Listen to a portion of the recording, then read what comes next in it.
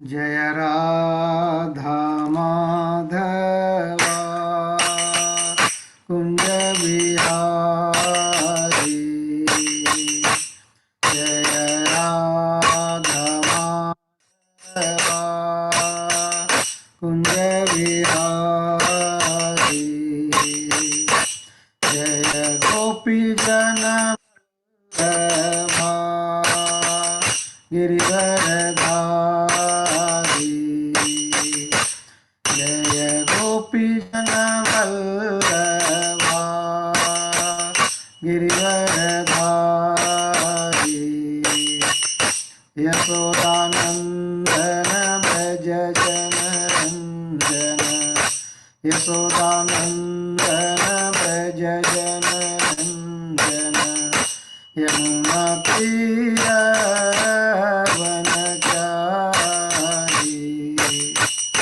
यमुना तीरवनचारी।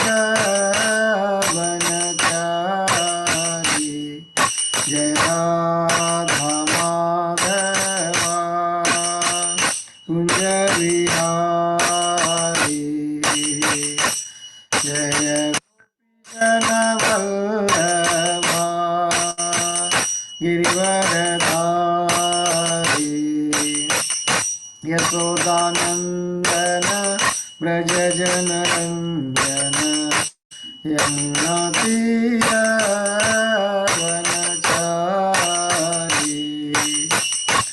जय राधा माधवा कुंज बिहारी। जय श्री कृष्ण चैतन्य प्रभु नित्यानंद। श्री अद्वैत गदाधर श्रीवासादि गौरभक्तवृंद।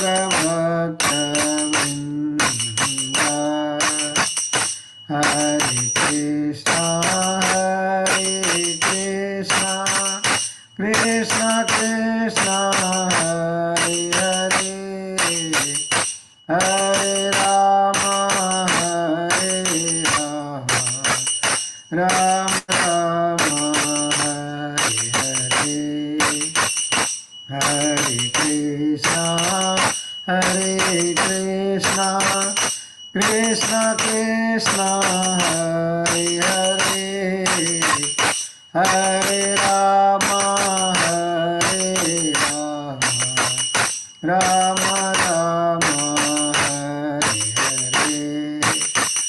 हरे कृष्णा कृष्णा कृष्णा हरे हरे। हरे राम राम राम हरे हरे। हरे कृष्णा कृष्णा कृष्णा हरे हरे।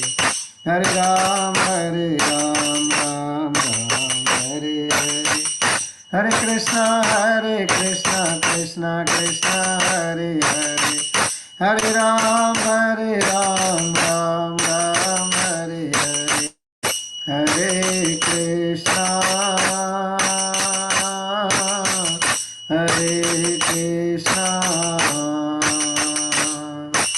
कृष्णा कृष्णा हरे हरे। हरे राम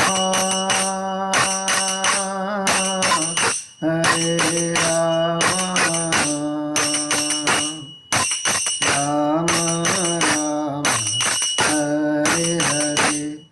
जय राधा श्याम सुंदर राधा श्याम सुंदर राधे। जय राधा मुरलीधर राधा मुरलीधर राधे। राधा वरिणेश्वर राधा वरिणेश्वर राधे। जय राधा माधव राधा माधव राधे। जय राधा गिरिधारी राधा गिरिधारी राधे।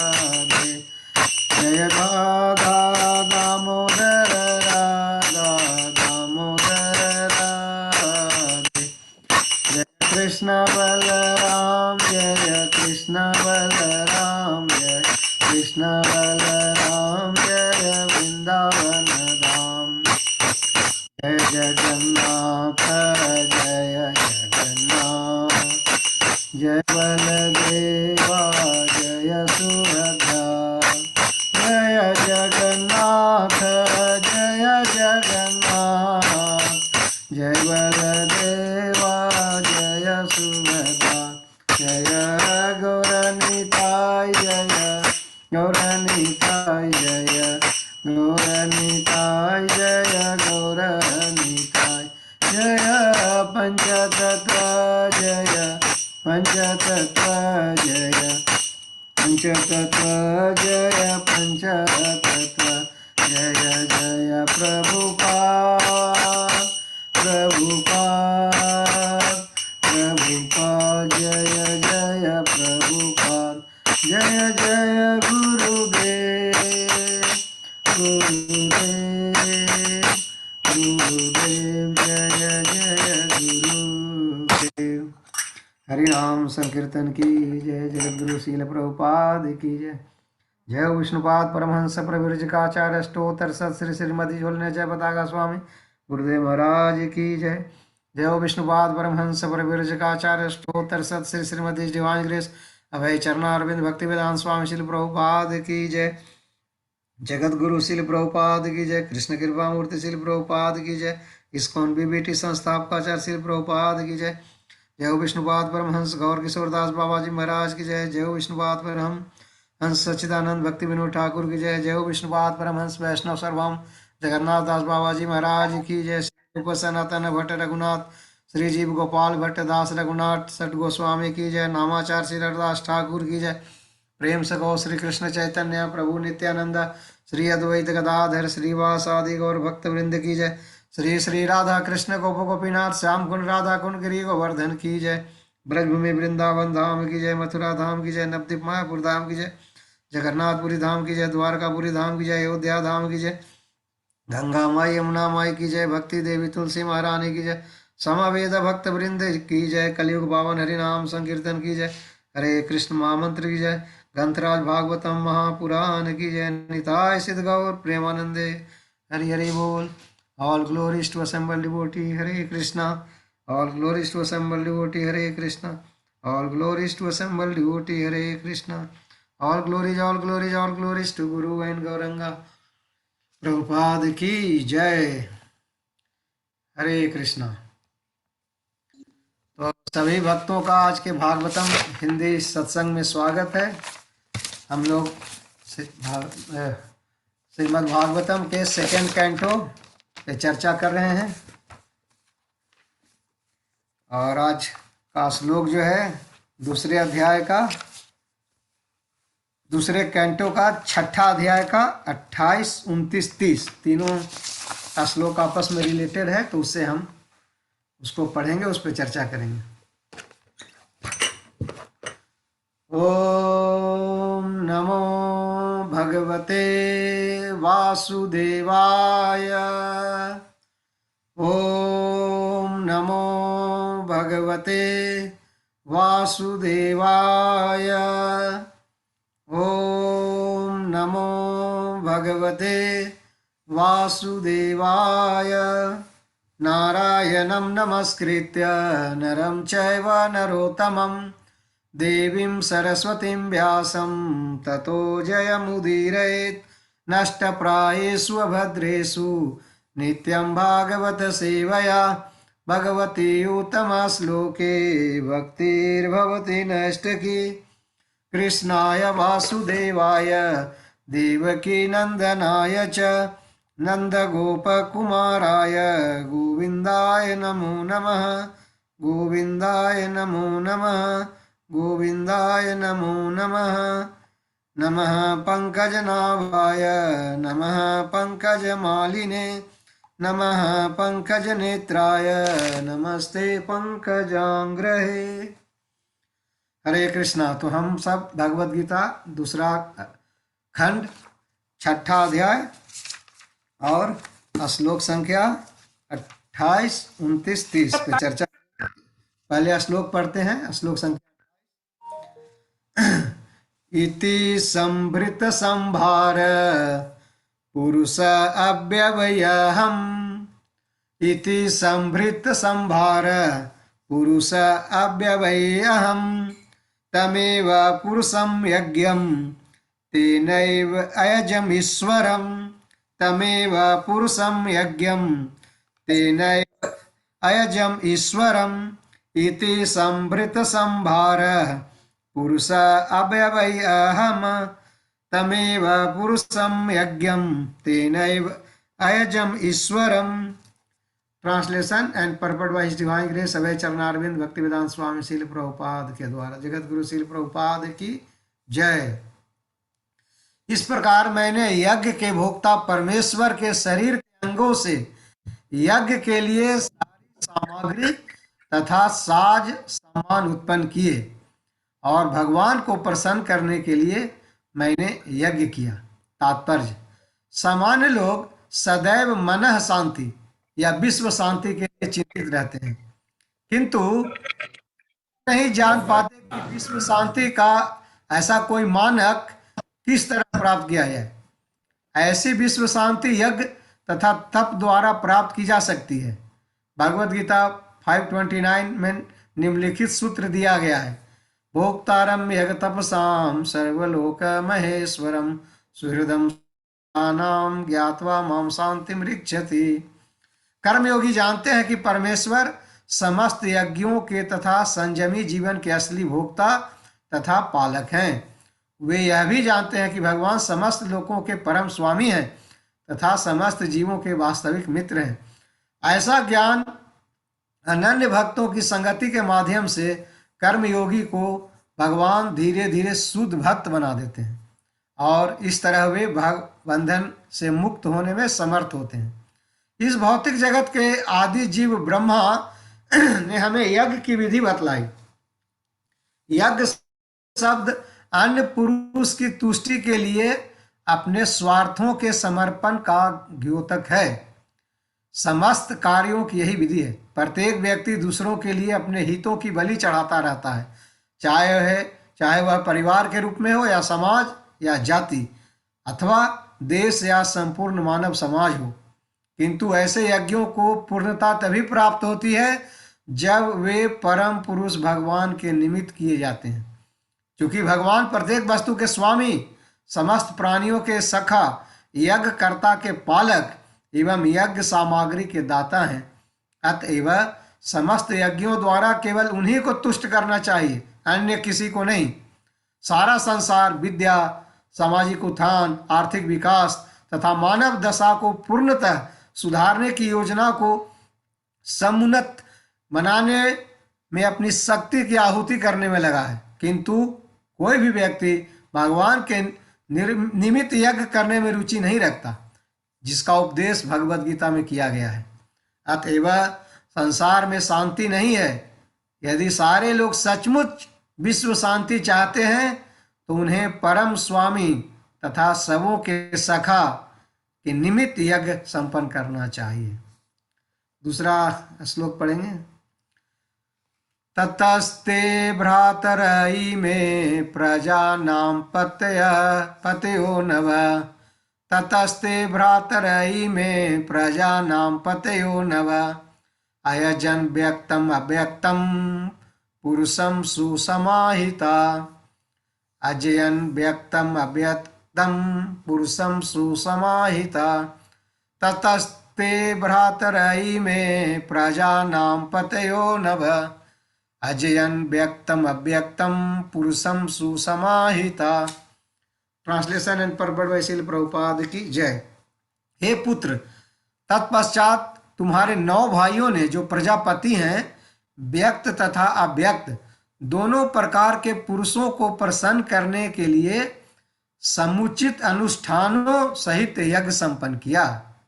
तात्पर्य, व्यक्त पुरुषों में स्वर्ग के राजा इंद्र तथा देवता जैसे उनके पार्षद आते हैं और अव्यक्त पुरुष में साक्षात भगवान आते हैं। व्यक्त पुरुष भौतिक कार्यों के नियंत्रक हैं, जबकि अव्यक्त भगवान दिव्य हैं और भौतिक व्योम की सीमा से परे हैं। इस कलयुग में व्यक्त देवता भी नहीं दिखते, क्योंकि अंतरिक्ष यात्रा पूर्ण रूप से बंद है। अतएव आधुनिक मनुष्य की ढकी हुई आंखों के लिए शक्तिशाली देवता तथा भगवान दोनों ही अव्यक्त बने हुए हैं। आधुनिक व्यक्ति प्रत्येक वस्तु को अपनी आंखों से देखना चाहते हैं, भले ही वे पर्याप्त रूप से दक्ष न हों। फलस्वरूप वे देवताओं में या परमेश्वर के अस्तित्व में विश्वास नहीं करते। उन्हें चाहिए कि प्रमाणिक शास्त्रों के पृष्ठों को पलटें और मात्र अपनी अक्षम आंखों पर ही विश्वास न करें। आज भी ईश्वर प्रेम रूपी अंजन लगाकर दक्ष आंखों से ईश्वर के दर्शन किए जा सकते हैं। लास्ट। ततश्च मनव काले ईजिरे ऋषयो परे पीतरो विबुधा दैत्या मनुष्या क्रतुर्भिर्विभुम्। ततश्च मनव काले ईजिरे ऋषयो परे पीतर विबुधा दैत्या मनुष्या ऋतुभिर्भुवम्। ततश्च मनव काले ईजरे ऋषयो परे पितरो विबुधा दैत्या मनुष्या क्रतुभिर्भुवम्। तात्पर्य ट्रांसलेशन एंड परपट वैशिल प्रभुपाद की जय। तत्पश्चात मनुष्यों के पिताओं यानी मनुओं, महर्षियों, पितरों, विद्वान पंडितों, दैत्यों तथा मनुष्यों ने परमेश्वर को प्रसन्न करने के लिए निमित्त यज्ञ संपन्न किए। दैत्य देवताओं के भक्त होते हैं, क्योंकि वे उनसे अधिकाधिक भौतिक सुविधाएं हासिल करना चाहते हैं, किंतु भगवान के भक्त एकनिष्ठ होते हैं, अर्थात वे भगवान की भक्तिमय सेवा में तल्लीन रहते हैं। अतएव उनके पास भौतिक सुविधाएं मांगने के लिए थोड़ा सा समय भी नहीं रहता, क्योंकि आध्यात्मिक सत्ता की अनुभूति होने के कारण वे भौतिक सुविधाओं की तुलना में आध्यात्मिक उत्थान की अधिक चिंता करते हैं। जगत गुरु शील प्रभुपाद की जय। ओम अज्ञानतिमिरान्धस्य ज्ञानाञ्जनशलाकया चक्षुरुन्मिलितं तस्मै श्रीगुरुवे नमः। श्रीचैतन्यमनोभीष्टं स्थापितं येन भूतले स्वयं रूप कदा मह्यं ददाति स्वपदान्तिकम्। वन्देऽहं श्रीगुरो श्रीयुतपदकमलं श्रीगुरून् वैष्णवांश श्रीरूपं साग्रजातं सहगण रघुनाथान्वितं तं सजीवं साद्वैतं सावधूतं परिजनसहितं कृष्णचैतन्यदेवं श्रीराधाकृष्णपादान् सहगण ललिता श्रीविशाखान्वितांश्च। हे कृष्णा करुणा सिंधु दीनबंधु जगतपते गोपेशा गोपिका कांत राधा कांत नमोस्तुते। तप्त कांचन गौरांगी राधे वृंदावनेश्वरी वृषभानुसुते देवी प्रणमामि हरिप्रिये। वाचा कल्पतरुभ्यश्च कृपा सिंधुभ्य एव च पतितानां पावनेभ्यो वैष्णवेभ्यो नमो नमः। जय श्री कृष्ण चैतन्य प्रभु नित्यानंद श्री अद्वैत गदाधर श्रीवास आदि गौर भक्त वृंद। हरे कृष्णा कृष्णा कृष्णा हरे हरे हरे राम राम राम हरे हरे। हरे कृष्णा। सारे भक्तों को मेरा दंडवत प्रणाम। प्लीज ब्लेस मी, मुझे आशीर्वाद दीजिए कि मैं श्रीमद् भागवतम को, भगवान को ग्लोरीफाई कर सकूं और अपनी शुद्धि कर सकूं। तो हम लोग भगवत गीता के सेकंड कैंटो यानी दूसरे खंड के 6ठे अध्याय के 28, 29 और 30 श्लोक को पढ़ा। अध्याय का शीर्षक है पुरुष सूक्त की पुष्टि, जिसमें भारत को बता रहे हैं। ब्रह्मा जी ने प्रश्न पूछे थे पहले के श्लोकों में, पहले के अध्यायों में। नारद जी का प्रश्न क्या था? इस व्यक्त जगत के वास्तविक लक्षणों का वर्णन करें। इसका आधार क्या है? ये उत्पन्न कैसे हुआ? इसकी यह कैसे स्थित है और ये किसके नियंत्रण में है? तो ये नारद जी का जिज्ञासा था। सिर्फ नारद जी का जिज्ञासा नहीं है, हम सब मानव समाज के लोगों को जिज्ञासा है, ये जगत कैसे किसके नियंत्रण में है। समय पे सूरज उगती है, समय पे चंद्रमा आती है, समय पे बारिश आती है, समय पे गर्मी आती है। ये पृथ्वी में शक्ति किसने दिया कि 1 केजी धान बोते हैं और 40-100 केजी लेके आते हैं वापस। एक छोटे से बरगद के बीच में इतनी बड़ी शक्ति किसने दी कि एक विशाल वृक्ष का रूप धारण कर लेता है। तो ये किसके नियंत्रण में है, कौन कंट्रोल कर रहा है ऋतुओं को, दिन रात को कौन, ये सब उत्पन्न कैसे हुआ है, जगत का मतलब उत्पत्ति कैसे हुई, इसका आधार क्या है जगत का उत्पत्ति का। तो ये सब लक्षण ब्रह्मा जी से जानना चाह रहे थे नारद जी। तो ब्रह्मा जी ने एक सही मार्गदर्शन देते हुए उन्होंने नारद जी को सारी बात बता रहे हैं। वो समझ रहे हैं कि तुम सोच रहे हो कि मैं क्रिएटर हूँ, बट रियल क्रिएटर मैं नहीं हूँ। मैं तो भगवान के द्वारा प्राप्त शक्ति से इस जग का मतलब रचना किया हूँ, क्रिएशन किया हूँ। मेरा उसमें कुछ भी नहीं है, मैं तो बस जोड़ा हूँ चीज को इधर से उधर। वो जोड़ने की भी बुद्धि और शक्ति मुझे भगवान से ज्ञात हुई है। तो हमने देखा तो ये सब ने उन्हें पूछा, क्योंकि वो सब ब्रह्मा नारद जी पूछ रहे हैं, आप तो सब जानते हैं। वो समझ रहे हैं कि ब्रह्मा जी सब कुछ जानने वाले हैं। कि आप, वो पूछ रहे हैं कि आप भूत में क्या घटा है भी जानते हैं, वर्तमान में जो कुछ भी हो रहा है वो भी आप जानते हैं, और भविष्य में क्या होने वाला है वो भी आप जानते हैं। यानी इस ब्रह्मांड का सारा कंट्रोल तो आपके हाथ में है। जैसे उन्होंने कहा था कि ऐसे किसी के आदमी के हथेली पे आंवला को रख दे तो उस आंवले को चाहे तो दबा सकता है, पटक सकता है। तो ये जगत तो आपके हथेली में है। अब यानी आप कंट्रोलर हैं। और ये भी बताइए आपका ज्ञान का स्रोत क्या है, आपको ज्ञान कहाँ से आती है, आप भी किसके संरक्षण में है, आप भी किसके अधीन कार्य करते हैं, आपकी वास्तविक स्थिति क्या है। तो ब्रह्मा जी की स्थिति भी जानना चाहते हैं। और क्या आप सारे जीवों की अपनी शक्ति से के द्वारा भौतिक तत्वों से उत्पन्न करते हैं। जैसे मकड़ी का उन्होंने उदाहरण दिया था कि जैसे मकड़ी अपने जाल को सरलता से उत्पन्न करती है बिना किसी दूसरे की सहायता से। तो क्या ये जगत आप ऐसे ही निर्माण कर रहे हैं। और अंत में नारद जी क्या कहते हैं, आप सब कुछ जानने वाले हैं, उनको सब कुछ ज्ञाता मान लिया, और आप सबों के नियंता हैं। आप मेरे उन प्रश्नों को जवाब दीजिए, क्योंकि मैं आपका शिष्य हूँ, मैं उसे समझ सकूं। तो नारद जी के प्रश्नों का ब्रह्मा जी ने विस्तार से जवाब दिया। कैसे ये भौतिक जगत, ये प्रकृति, कैसे भगवान का विराट रूप का वर्णन चल रहा है। और आज के जो श्लोक है, आज के जो श्लोक में जो चर्चा है, इसमें ब्रह्मा जी कह रहा है, पहले मैं ट्रांसलेशन पढ़ूंगा 2-3 पिछले दो का, ताकि लिंक पता लगेगा।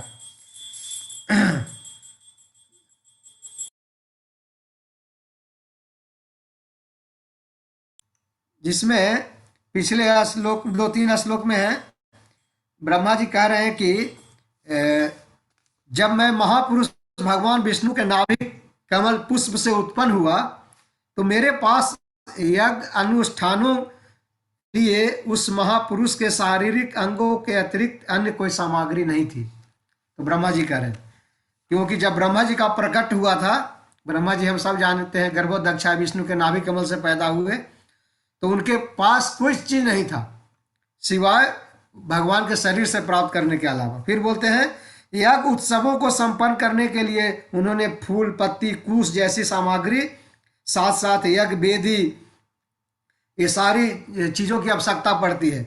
और ये सारी, इसके अलावा यज्ञ करने के लिए और क्या क्या आवश्यक चीज है, पात्र, अन्न, घी, शहद, सोना, मिट्टी, जल, ऋग्वेद, यजुर्वेद, सामवेद और पुरोहित, ये सभी चाहिए यज्ञ करने के लिए।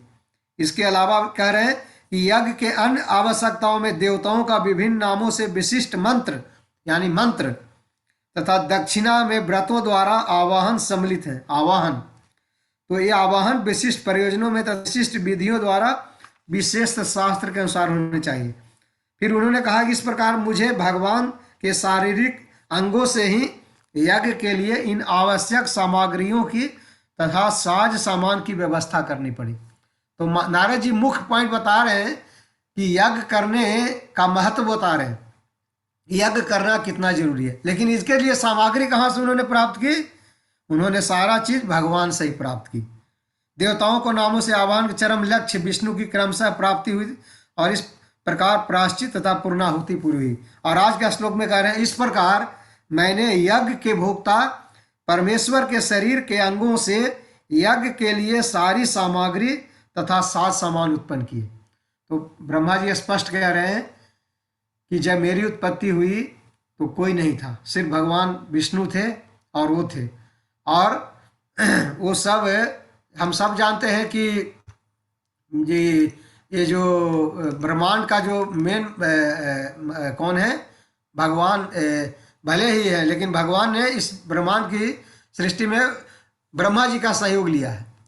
तो हम देखे हैं कि इसमें जो महत्व दे रहे हैं ये ब्रह्मा जी कि मैंने यज्ञ के भोक्ता परमेश्वर के शरीर के अंगों से यज्ञ के लिए सारी सामग्री उत्पन्न की है।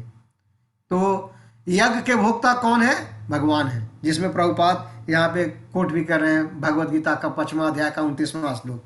तो एक चीज समझने का मतलब है कि यज्ञ के भोक्ता हुए भगवान, और उनको प्रसन्न करने के लिए यज्ञ भी करना चाहिए। जैसे स्वयं ब्रह्मा जी पहला कार्य क्या किए? यज्ञ किए। जब ब्रह्मा जी की उत्पत्ति हुई तो उन्होंने देखा, उन्हें समझ नहीं आया मुझे उत्पत्ति करने वाला कौन है, मेरा सृष्टि, मेरा यानी मेरा जो प्राकट्य हुआ उसका कारण कौन है, उसको जानना चाह रहे थे। वो पूरा ऊपर से नीचे लोटस के तना में आ रहे थे, जा रहे थे, तो उनको कुछ नहीं समझ आ रही थी कि मेरा स्रोत कौन है। बाद में उनको भगवान ने आज्ञा दी तप करो। तो ब्रह्मा जी ने बहुत हजारों वर्ष तक तप किया। भगवान की आज्ञा से ब्रह्मा जी ने तप किया, और तप करने का उद्देश्य क्या हुआ? उन्होंने सामग्री अर्जित की भगवान के शरीर से। तो विष्णु के नाभि कमल से प्राप्त प्रकट होने के बाद ब्रह्मा जी ने पहला काम क्या किया? तप किया। तप करने का उद्देश्य क्या था? कि यज्ञ अनुष्ठान की सामग्री प्राप्त की जाए और उस सामग्री से भगवान को प्रसन्न करने के लिए यज्ञ किया जाए। तो ब्रह्मा जी जब प्रकट हुए तो उनके अलावा कुछ विराट शून्य था, अंधकार था, कुछ नहीं था इसके अलावा। तब उन्होंने तपस्या की और तब उनसे प्रेरणा मिली, तपस्या करने की प्रेरणा मिली और सामग्री प्राप्त की। तो उसके बाद उन्होंने यज्ञ की। तो इस श्लोक में हम देख रहे हैं कि ब्रह्मा जी नारद जी को बता रहे हैं कि मैंने यज्ञ के भोक्ता के लिए सारी सामग्री भगवान से ही प्राप्त की। तो मतलब भगवान को यज्ञ करने के लिए सामग्री भी ब्रह्मा जी की उत्पत्ति नहीं है।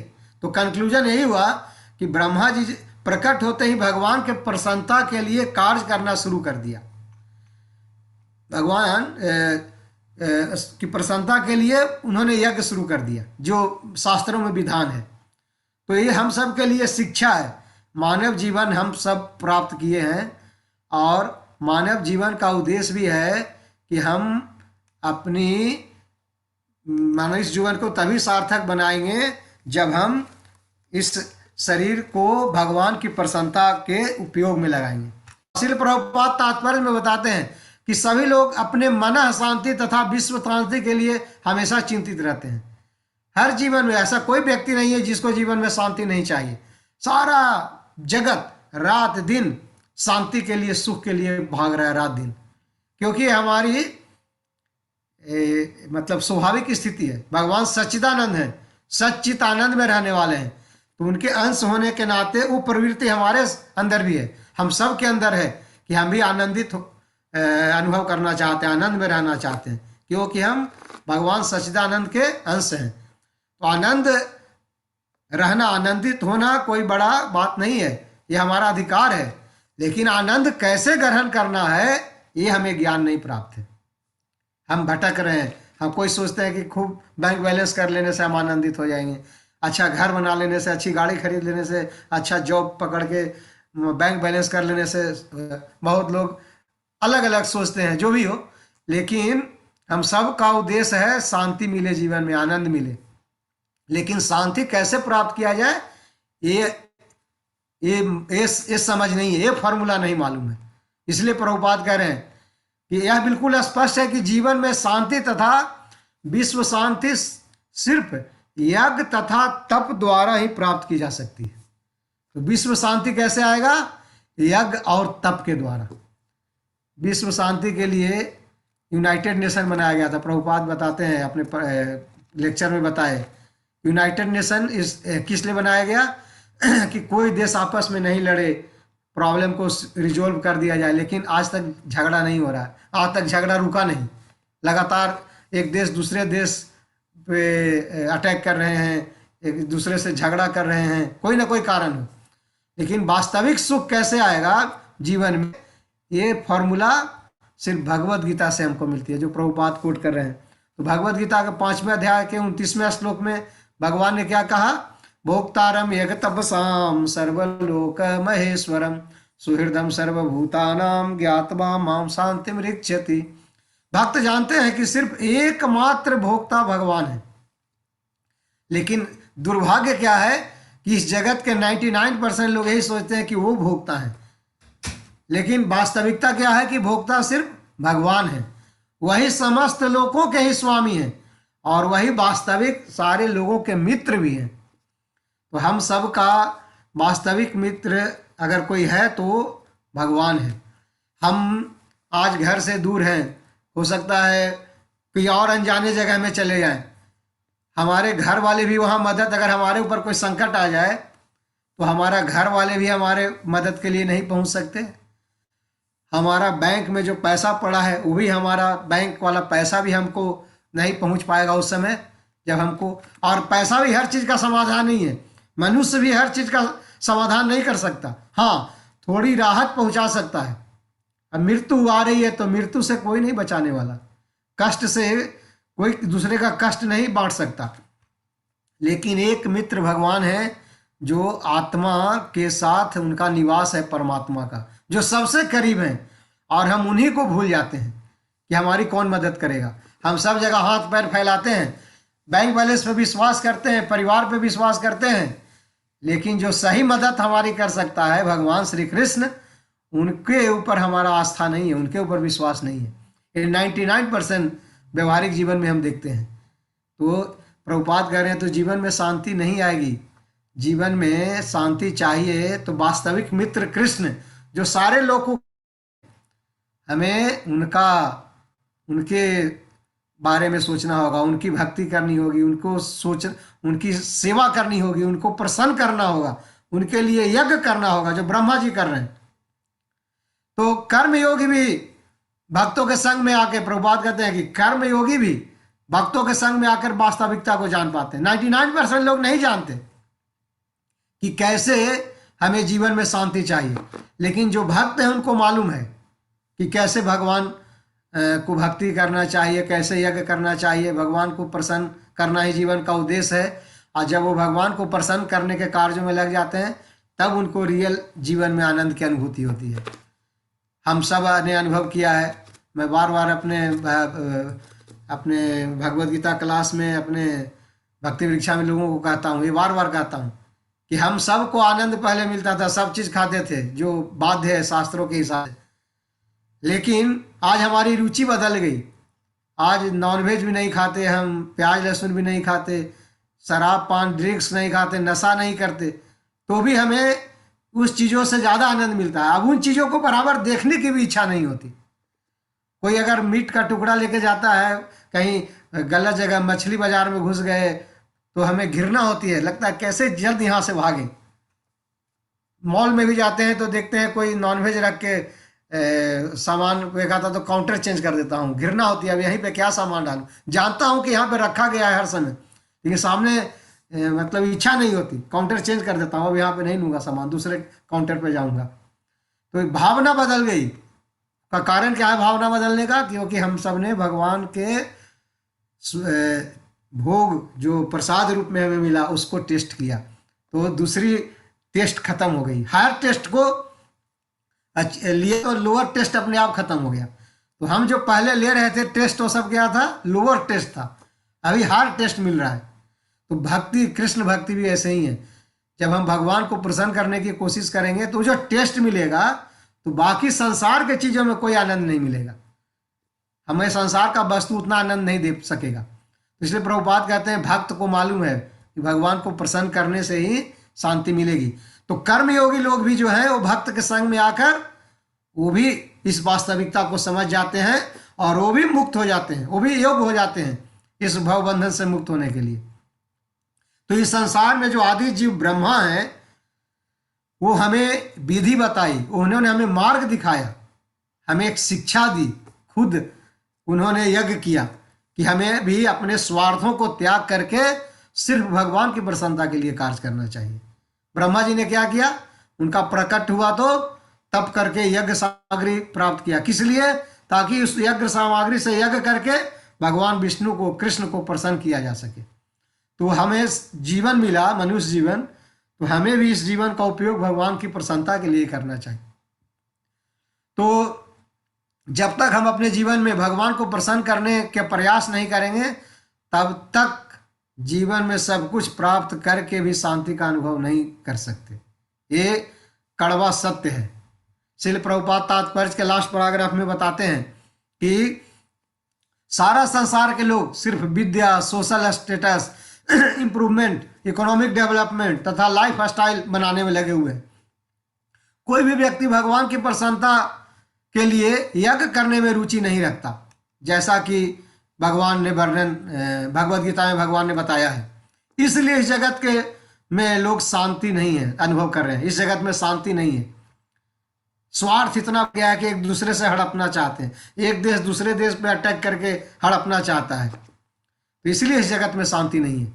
इस जगत के लोग वास्तविक शांति चाहते हैं तो सभी को भगवान की प्रसन्नता हेतु ही सिर्फ कार्य करने के लिए प्राथमिकता देना होगा, अन्यथा हम जीवन में कभी शांति का अनुभव नहीं कर सकते। ये भगवान ने शांति का सूत्र बताया। फिर भगवान ने प्रभुपाद कह रहे हैं भौतिकतावादी व्यक्ति अपने अचीवमेंट का गुणगान करना चाहते हैं। भौतिक हम सबों में एक ऐसा है, हम जब भी कोई भौतिक उपलब्धि हासिल कर लेते हैं तो हम उसका गुणगान करते हैं और कोई उसकी चर्चा करते हैं तो हमें प्रशंसा होती है, हमारे मतलब हमें खुशी मिलती है, हमारी कोई प्रशंसा करता है तो प्रभु आपने कितना अच्छा इस तरह से निपटाया, आप कितना अच्छा, कुछ भी प्रशंसा, किसी चीज़ के लिए भी प्रशंसा मिले तो हमको अच्छा लगता है। तो ये अपने अचीवमेंट का गुणगान हम सुनना चाहते हैं। लेकिन आध्यात्मिक जगत में क्या है, इसका उल्टा है। आध्यात्मिक जगत में लोग अपनी गुणगान नहीं सुनना चाहते, सिर्फ भगवान के गुणगान सुनना चाहते हैं। इस भौतिक जगत में भी भक्त लोग अपना अचीवमेंट का क्रेडिट गुरु को और भगवान को देते हैं। श्रील प्रभुपाद ने कई बार लिखा है कि उनके जीवन में जो कोई भी अच्छाई आया है, और हमारे गुरु महाराज भी कहते हैं if you feel anything goods, जो भी तुमको अच्छा लगता है हमारे में, that is due to Prabhupada, उसका क्रेडिट प्रभुपाद को जाता है। तो हमारे गुरु महाराज भी अपने गुरु प्रभुपाद को क्रेडिट देते हैं, प्रभुपाद स्वयं अपने गुरु को क्रेडिट देते हैं, भगवान को क्रेडिट देते हैं। लेकिन भौतिक जीवन में हम कहते हैं हमने किया। तो इसलिए भगवान के जो अपने भक्त की हैं वो भगवान को ग्लोरीफाई करते हैं, भगवान को ही महत्व देते हैं। ऐसा नहीं है, भगवान भी अपने भक्तों को महिमा बढ़ाते हैं, ये परस्पर होता है। भक्त भी चाहते हैं सारा क्रेडिट भगवान को देना और भगवान भी चाहते हैं कि कुछ क्रेडिट भक्तों को मिले। करते सब वही है, सारा कंट्रोल उन्हीं के हाथ में। आज ब्रह्मा जी जो कह रहे हैं, ब्रह्मा जी ने कितना सारा कार्य किया, लेकिन भगवान ब्रह्मा जी को ग्लोरीफाई करने के लिए ही उनको एक क्रिएशन का कार्य दिया। क्रिएशन का जिम्मा दे के ब्रह्मा जी, आज भागवतम में हम पढ़ रहे हैं ब्रह्मा जी के बारे में, तो ब्रह्मा जी की महिमा बढ़ गई। ब्रह्मा जी क्रिएटर हैं, इस श्रेष्ठा हैं इस जगत के, भौतिक जगत के, उनकी महिमा को बढ़ गई। यही नहीं, भगवान ने शिव जी को भी, जब समुद्र मंथन तो मंथन से क्या विष निकला, तो विष निकला तो भगवान भी पी सकते थे, लेकिन शिव जी की महिमा को बढ़ाने के लिए, वो परम वैष्णव है, उनकी महिमा को बढ़ाने के लिए उनसे कहा आप विष पीजिए, और इस प्रकार शिव जी ने विष पिया जगत की रक्षा के लिए। और देखिए शिव जी महान बन गए, शिव जी की गुणगान होती है।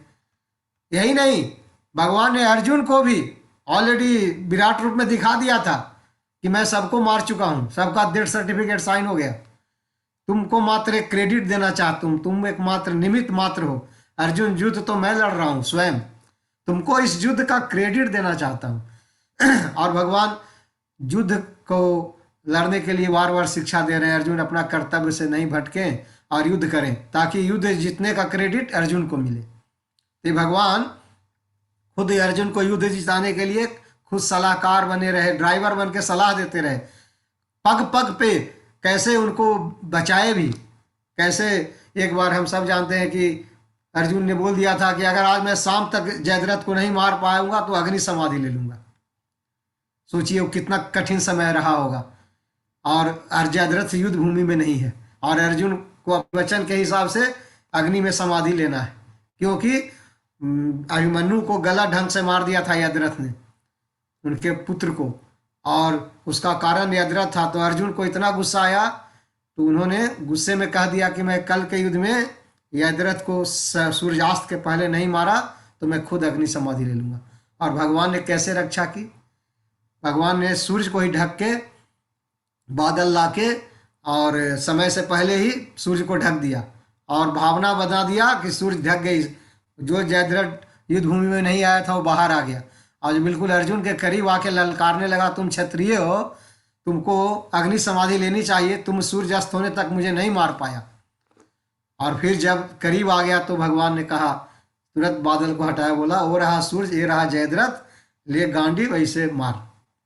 तो हम कहते हैं कि भगवान भी हमारी रक्षा करते हैं, हमें क्रेडिट देते हैं। तो इसलिए भौतिक जगत में हम भले ही सब चीज का क्रेडिट लेता है, लेकिन इसका उल्टा है आध्यात्मिक जगत में, सब वहां लोग भगवान के अनुरूप कार्य करते हैं।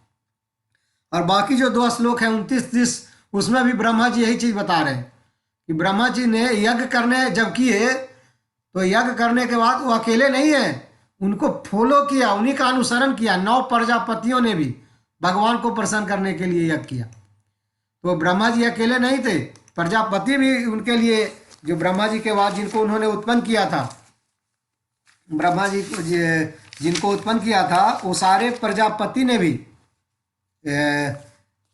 सारे प्रजापति ने भी यज्ञ किया। तो हमें इससे शिक्षा ये भी मिलती है कि जितने महान महान भक्त आए ब्रह्मा जी के बाद प्रजापति, उन्होंने भी ब्रह्मा जी को ही फॉलो किया। तो हम भी ब्रह्मा जी के बनाए हुए संतान हैं, हम ही उन्हीं से के अंश हैं, उन्हीं के द्वारा आए हैं। जैसे एक पिता का पुत्र होता है तो हमारे जो पिता हैं वो ब्रह्मा जी हैं, प्रजापति हैं, परम पिता कृष्ण है, लेकिन जीव तत्व पहला ब्रह्मा है जिनसे हमारी विस्तार उत्पत्ति हुई है। तो प्रभुपाद अगले श्लोक में बताते हैं, पिछले श्लोक में जैसा वर्णन है कि 9 प्रजापति में ने किया, उसके बाद मनु भी किए, महर्षि लोग किए, पितर लोग किए, विद्वान लोग किए, दैत्य लोग किए, मनुष्य भी, सभी ने परमात्मा को प्रसन्न करने के लिए किए। तो ये बात निष्कर्ष है कि ब्रह्मा जी ने कह रहे हैं कि भगवान को प्रसन्न करना ही मुख्य उद्देश्य है और सबको फॉलो करना चाहिए। जैसे 9 प्रजापतियों ने, उनके बाद मनु स्वयं, महर्षि लोग, पितर लोग, विद्वान लोग, इवन दैत्य, सभी लोग ने परमात्मा के लिए किए। तो हम यहाँ पे देखते हैं कि सभी लोग भगवान से ही प्राप्त चीज को भगवान को प्रसन्न करने के लिए अर्पित कर रहे हैं, उपयोग कर रहे हैं। कोई चीज अपना नहीं है, सब चीज भगवान से ही प्राप्त हुआ। यज्ञ सामग्री कहाँ से प्राप्त हुआ? ब्रह्मा जी कह रहे हैं भगवान से ही प्राप्त हुआ, और उसका उपयोग किसके लिए हो रहा है? भगवान को प्रसन्न करने के लिए। यही शिक्षा है, यही जीवन हम सबको जीना है।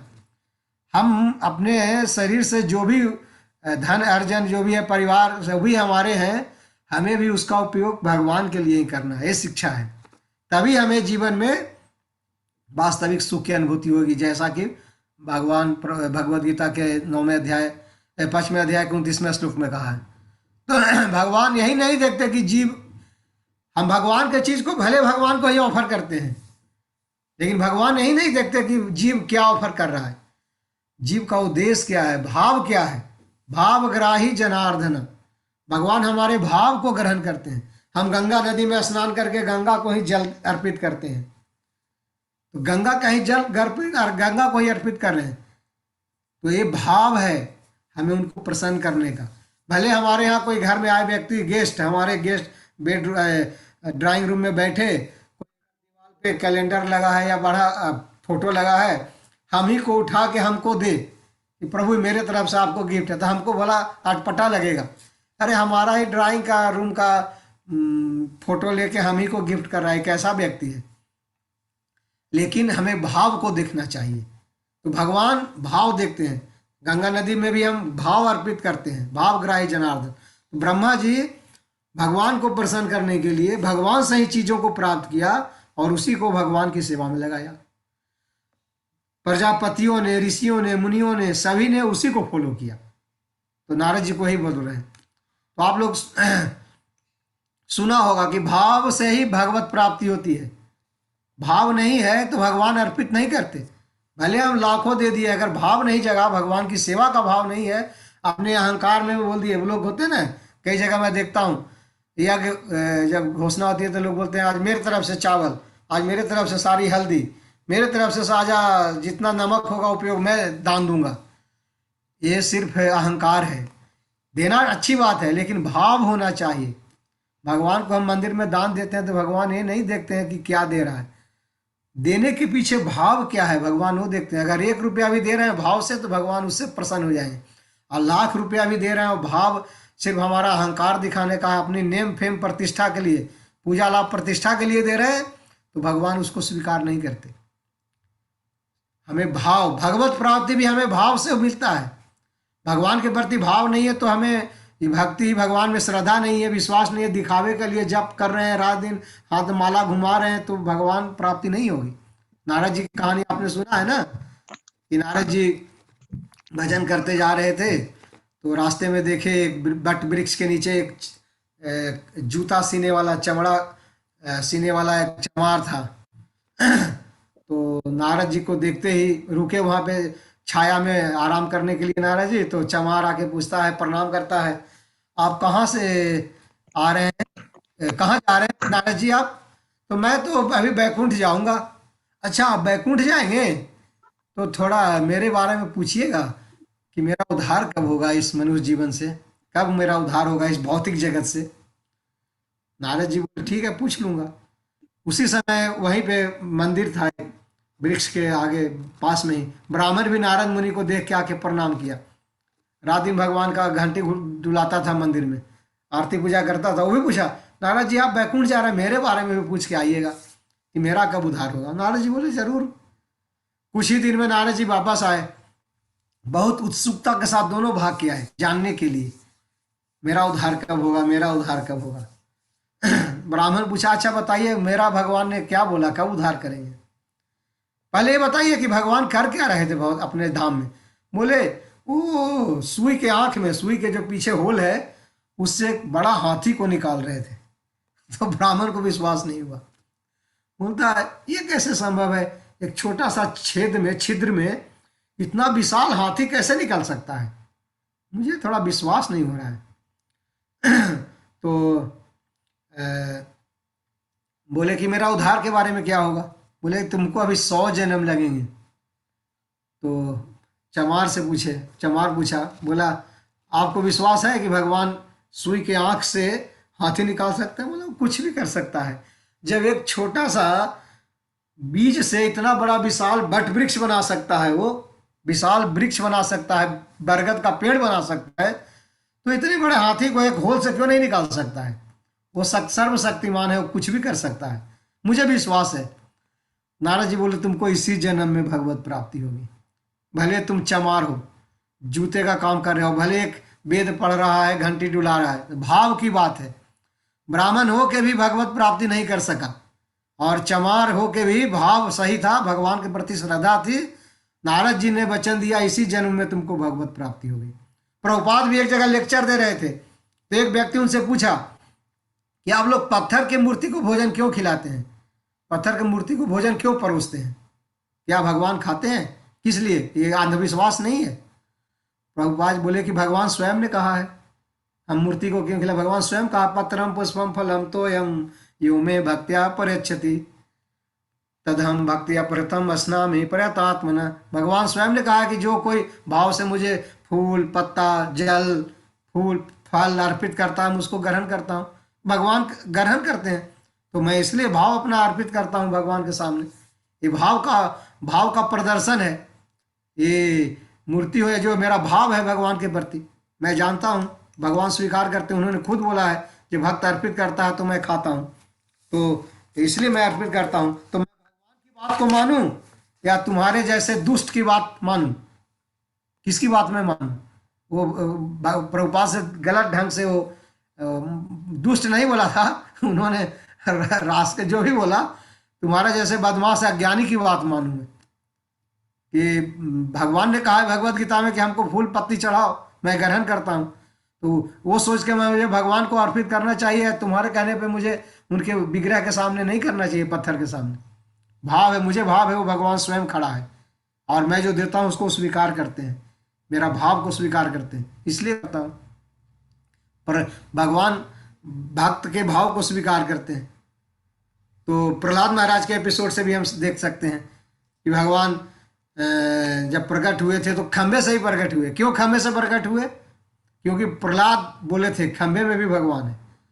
जब हिरण्यकशिपु बहुत कोशिश किया प्रहलाद को मारने का, नहीं मार पा रहा था, तो बोला तो तुमको इतना शक्ति कहाँ से मिलता है, किससे इतना शक्ति मिलती है, तुमको बचा कौन रहा है?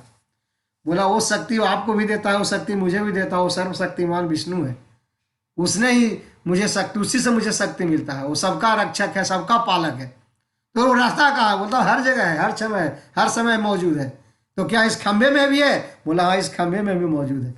और वो गुस्से में तो चलो तो मैं तेरे विष्णु को इस खंबे को तोड़ के ही मार देता हूँ, और खंबे पे प्रहार करके खंबे को तोड़ दिया। और भक्त प्रहलाद के भाव को रखने के लिए नरसिंह रूप धारण करके उस खंबे से प्रकट हो गए। तो भगवान भक्त के भाव को ग्रहण करते हैं, भाव को प्रकट करते हैं, रक्षा करते हैं। तो इसलिए भगवान हमने कहा जयद्रथ वध में कैसे भगवान ने भक्त के लिए अपने मर्यादा को भी लांघा, छल किया जयद्रथ को मारने के लिए, बाली को मारने के लिए भी सुग्रीव की रक्षा के लिए उन्होंने मतलब छुप के वार किया। तो हम यही देखते हैं अर्जुन का, जो सारे अनंत कोटि ब्रह्मांड के मालिक है, स्वयं एक ड्राइवर बन के अर्जुन की युद्ध में विजय दिलाने के लिए मार्गदर्शक बने हुए हैं। तो भगवान अपने भक्त के लिए कुछ भी करते हैं, अगर भक्त का भाव भगवान के प्रति सच्चा हो, इसलिए उनको हम भक्त वत्सल कहते हैं। तो महाप्रभु भी कहा था, महाप्रभु ने क्या कहा था? पृथ्वी त्याचे आता नगर आदि ग्राम सर्वत्र प्रचार होइबे मोर नाम। तो महाप्रभु ने घोषणा की थी कि सब जगह मेरा प्रचार होगा, लेकिन उसका इस बात को साकार किसने किया? प्रभुपाद ने। प्रभुपाद ने बोले भगवान ने कहा है कि उनके नाम का सब जगह प्रचार होगा, और ये सब काम हम सब के लिए छोड़ के गया है भगवान ने। भगवान चाहता तो खुद प्रचार कर सकते थे, लेकिन यह कार्य हमें लिए छोड़ा है कि हमको इसका क्रेडिट मिले। प्रभुपाद नहीं कहते कि मैंने पूरे जगत में कृष्ण भावनामृत स्थापित कर दिया, उन्होंने अपना महत्व को नहीं बढ़ाया। बोला भगवान ने हमारे को ग्लोरीफाई करने के लिए ये सेवा छोड़ दी, इसलिए मैं वेस्ट गया गुरु की आज्ञा से।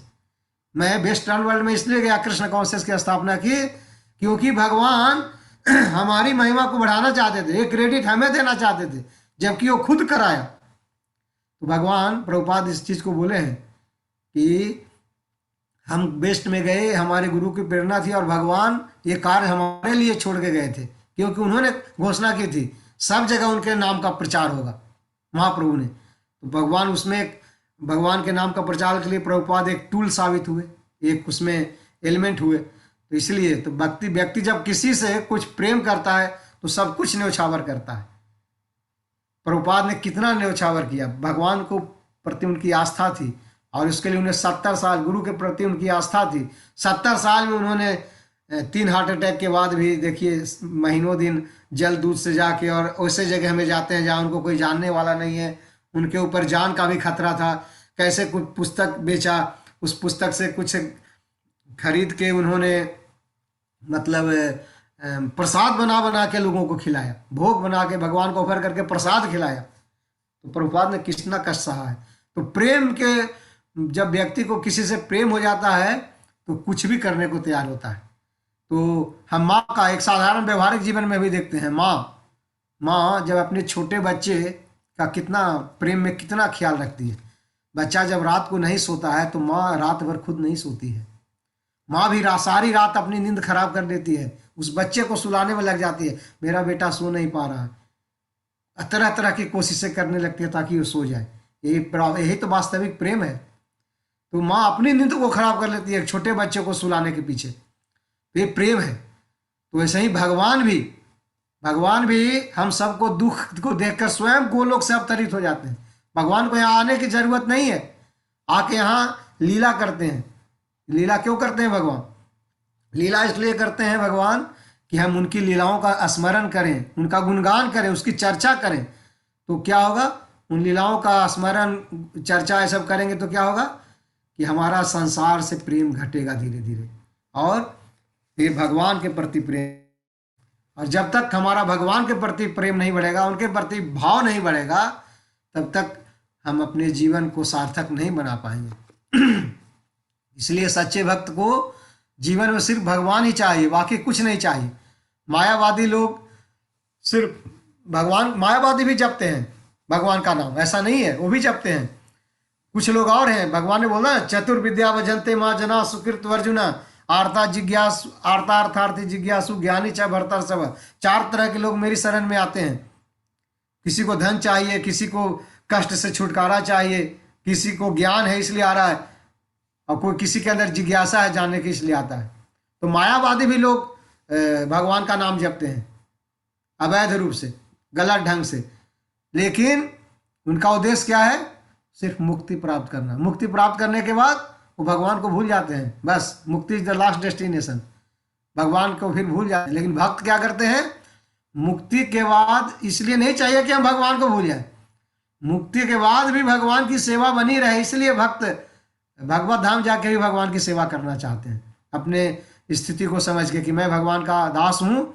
अब मेरा यही स्थिति है कि मैं भगवान को सेवा में प्रसन्नता के लिए रात दिन कार्य करूँ। इसलिए भगवान के भक्त को मुक्ति भी नहीं चाहिए, भुक्ति भी नहीं चाहिए, इसलिए वो जीवन में शांति का अनुभव करते हैं। उनको सिर्फ भगवान का सेवा चाहिए। भगवत धाम जाके भी, यहाँ भी सेवा, भगवत धाम जाके भी सेवा, सेवा से कभी बाहर नहीं निकलना, यही भक्तों का भाव है। तो इसलिए भगवान अपने भक्तों के भाव को ग्रहण करते हैं। श्रील प्रभुपाद कृष्ण कॉन्शियस के प्रचार के लिए गए थे, हमने सब देखा, वो भाव था, उनको भगवान के प्रति प्रेम था। उन्होंने बोला कि मुझे मतलब लोगों का उद्धार करना है, भगवान का ये भाव है। भगवान चाहते हैं हर जगह नाम प्रचार हो, ताकि दूसरे देश में रहने वाले लोग, पृथ्वी पे हर जगह रहने वाले लोगों को भी उद्धार हो।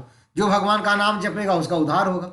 अब भगवान का नाम पाश्चात्य देश में नहीं लिया जा रहा, इसलिए प्रभुपाद ने उस बीड़ा को लिया और 70 साल की उम्र में भी जाके भगवत प्रचार किया।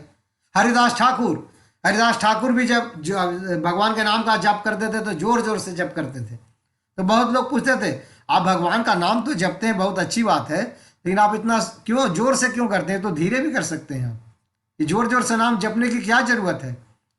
प्रभुपाद कहते, हरिदास ठाकुर कहते हैं कि जपने से मेरा तो उद्धार होगा ही, साथ साथ दूसरों का भी उद्धार होगा। ये हरि नाम, ये वृक्ष भी सुनेंगे, ये इंसेक्ट्स, रेप्टाइल, ये कीड़े मकोड़े भी सुनेंगे, तो हरि नाम से उनका भी उद्धार हो जाएगा। तो इसलिए हरिदास ठाकुर जोर जोर से भगवान का नाम का उच्चारण करते थे, सिर्फ अपने उद्धार के लिए नहीं, ताकि हमारे जपने से जो नहीं नाम जप पा रहे हैं उनका भी उद्धार हो जाए, श्रवण मात्र करने से।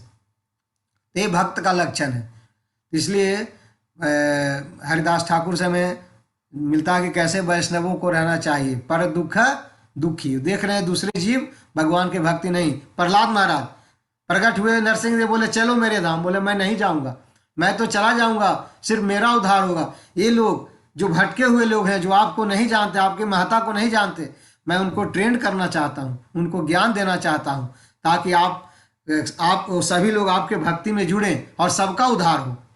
प्रहलाद महाराज तुरंत जा रहे थे, उनको ऑफर मिला था भगवत धाम जाने के लिए, लेकिन प्रहलाद महाराज भगवत धाम नहीं गए नरसिंह देव के साथ।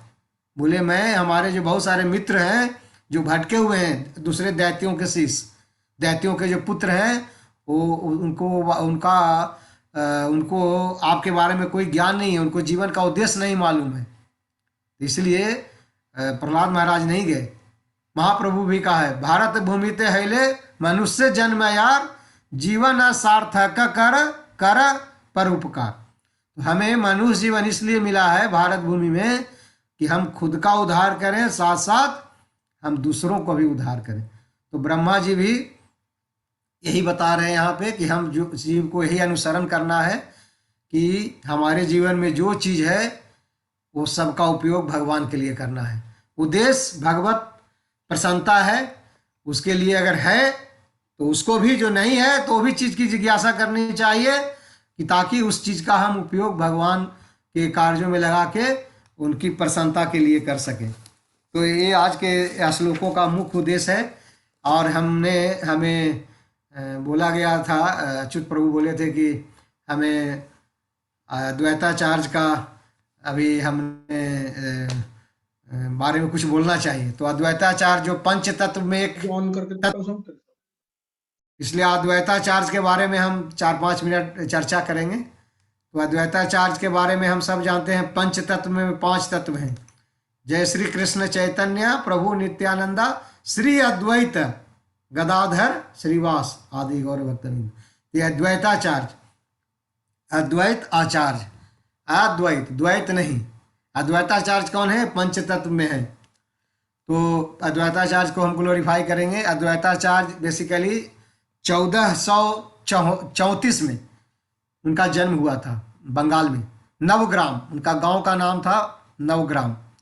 और उनका पिताजी का नाम था कुबेर पंडित और माताजी का नाम था श्रीमती नाभा देवी। तो उनके पुत्र थे। उनका बचपन का नाम क्या था? कमल। उनका बचपन का नाम था कमलाक्ष। तो उनके बचपन को लोग उनको कमलाक्ष कह के बुलाते थे, लेकिन उनका नाम हुआ अद्वैताचार्य बाद में। तो बेसिकली वो नवग्राम के रहने वाले थे, जो श्रीहट्टा के करीब है, बंगाल में ही। लेकिन बाद में वो शांतिपुर में आ गए, गंगा नदी के किनारे पे शांतिपुर पे आके वहाँ पे बस गए, उनके माता पिता सब वो लोग। तो अद्वैताचार्य का जो अपीयरेंस हुआ था उसी समय माधवेंद्रपुरी का भी हुआ था। ईश्वरपुरी, माधवेंद्रपुरी, सच्ची माता, जगन्नाथ मिश्रा, ये सब उस समय ऑलरेडी मौजूद थे हमारे अद्वैताचार्य के समय में ही। उस समय महाप्रभु नहीं आए थे। तो अद्वैताचार्य जो थे वो माधवेंद्रपुरी के शिष्य थे। और माधवेंद्रपुरी के शिष्य होने के नाते वो ईश्वरपुरी के क्या हो गए? गॉड ब्रदर हो गए। माधवेंद्रपुरी के शिष्य कौन है? ईश्वरपुरी। और ईश्वरपुरी के शिष्य कौन है? चैतन्य महाप्रभु। चैतन्य महाप्रभु गया में दीक्षा लिए थे ईश्वरपुरी से आके। तो ईश्वरपुरी उनके गुरु हुए, मतलब हरि नाम दीक्षा उनको ईश्वरपुरी से मिला था। वो ईश्वरपुरी और ये अद्वैताचार्य दोनों एक ही गुरु के, माधवेंद्रपुरी के शिष्य थे। तो रिश्ते में क्या हुए? माधवेंद्रपुरी महाप्रभु के गुरु हो गए। हम अपने गुरु महाराज के जो और ब्रदर हैं, गॉड ब्रदर हैं, उनको भी गुरु जैसा ही सम्मान दर्जा देते हैं ना। तो एक तरह से समझिए कि वो चैतन्य महाप्रभु के गुरु भाई थे। गुरु भाई नहीं, गॉड ब्रदर नहीं, ईश्वरपुरी के गॉड ब्रदर थे, यानी उनके गुरु के गॉड ब्रदर थे चैतन्य महाप्रभु के। तो अद्वैताचार्य एक्चुअली बेसिकली वेद और दूसरे शास्त्रों को बहुत अध्ययन किए थे, और इसलिए उनको लोग आचार्य कहते थे। वो एक विद्वान थे, इन शास्त्रों को बहुत गहन अध्ययन किया था। और इन शास्त्रों का ज्ञान उनको उस समय के फेमस विद्वान शांताचार्य से ग्रहण मिला था उनको ज्ञान। वेद अध्ययन, शास्त्र अध्ययन खुद भी किए थे। और एक बड़े विद्वान शांताचार्य के पास गए थे। वो फूलावती गांव में, पासी के गांव में रहते थे, जो शांतिपुर के पास में ही है।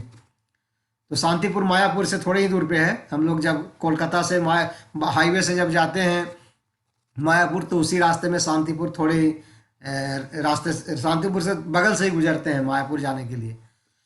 तो वहीं पे फूलावती गांव भी है, जहाँ में एक विद्वान थे शांताचार्य, उसी से उनको सारे शास्त्रों का ज्ञान मिला था।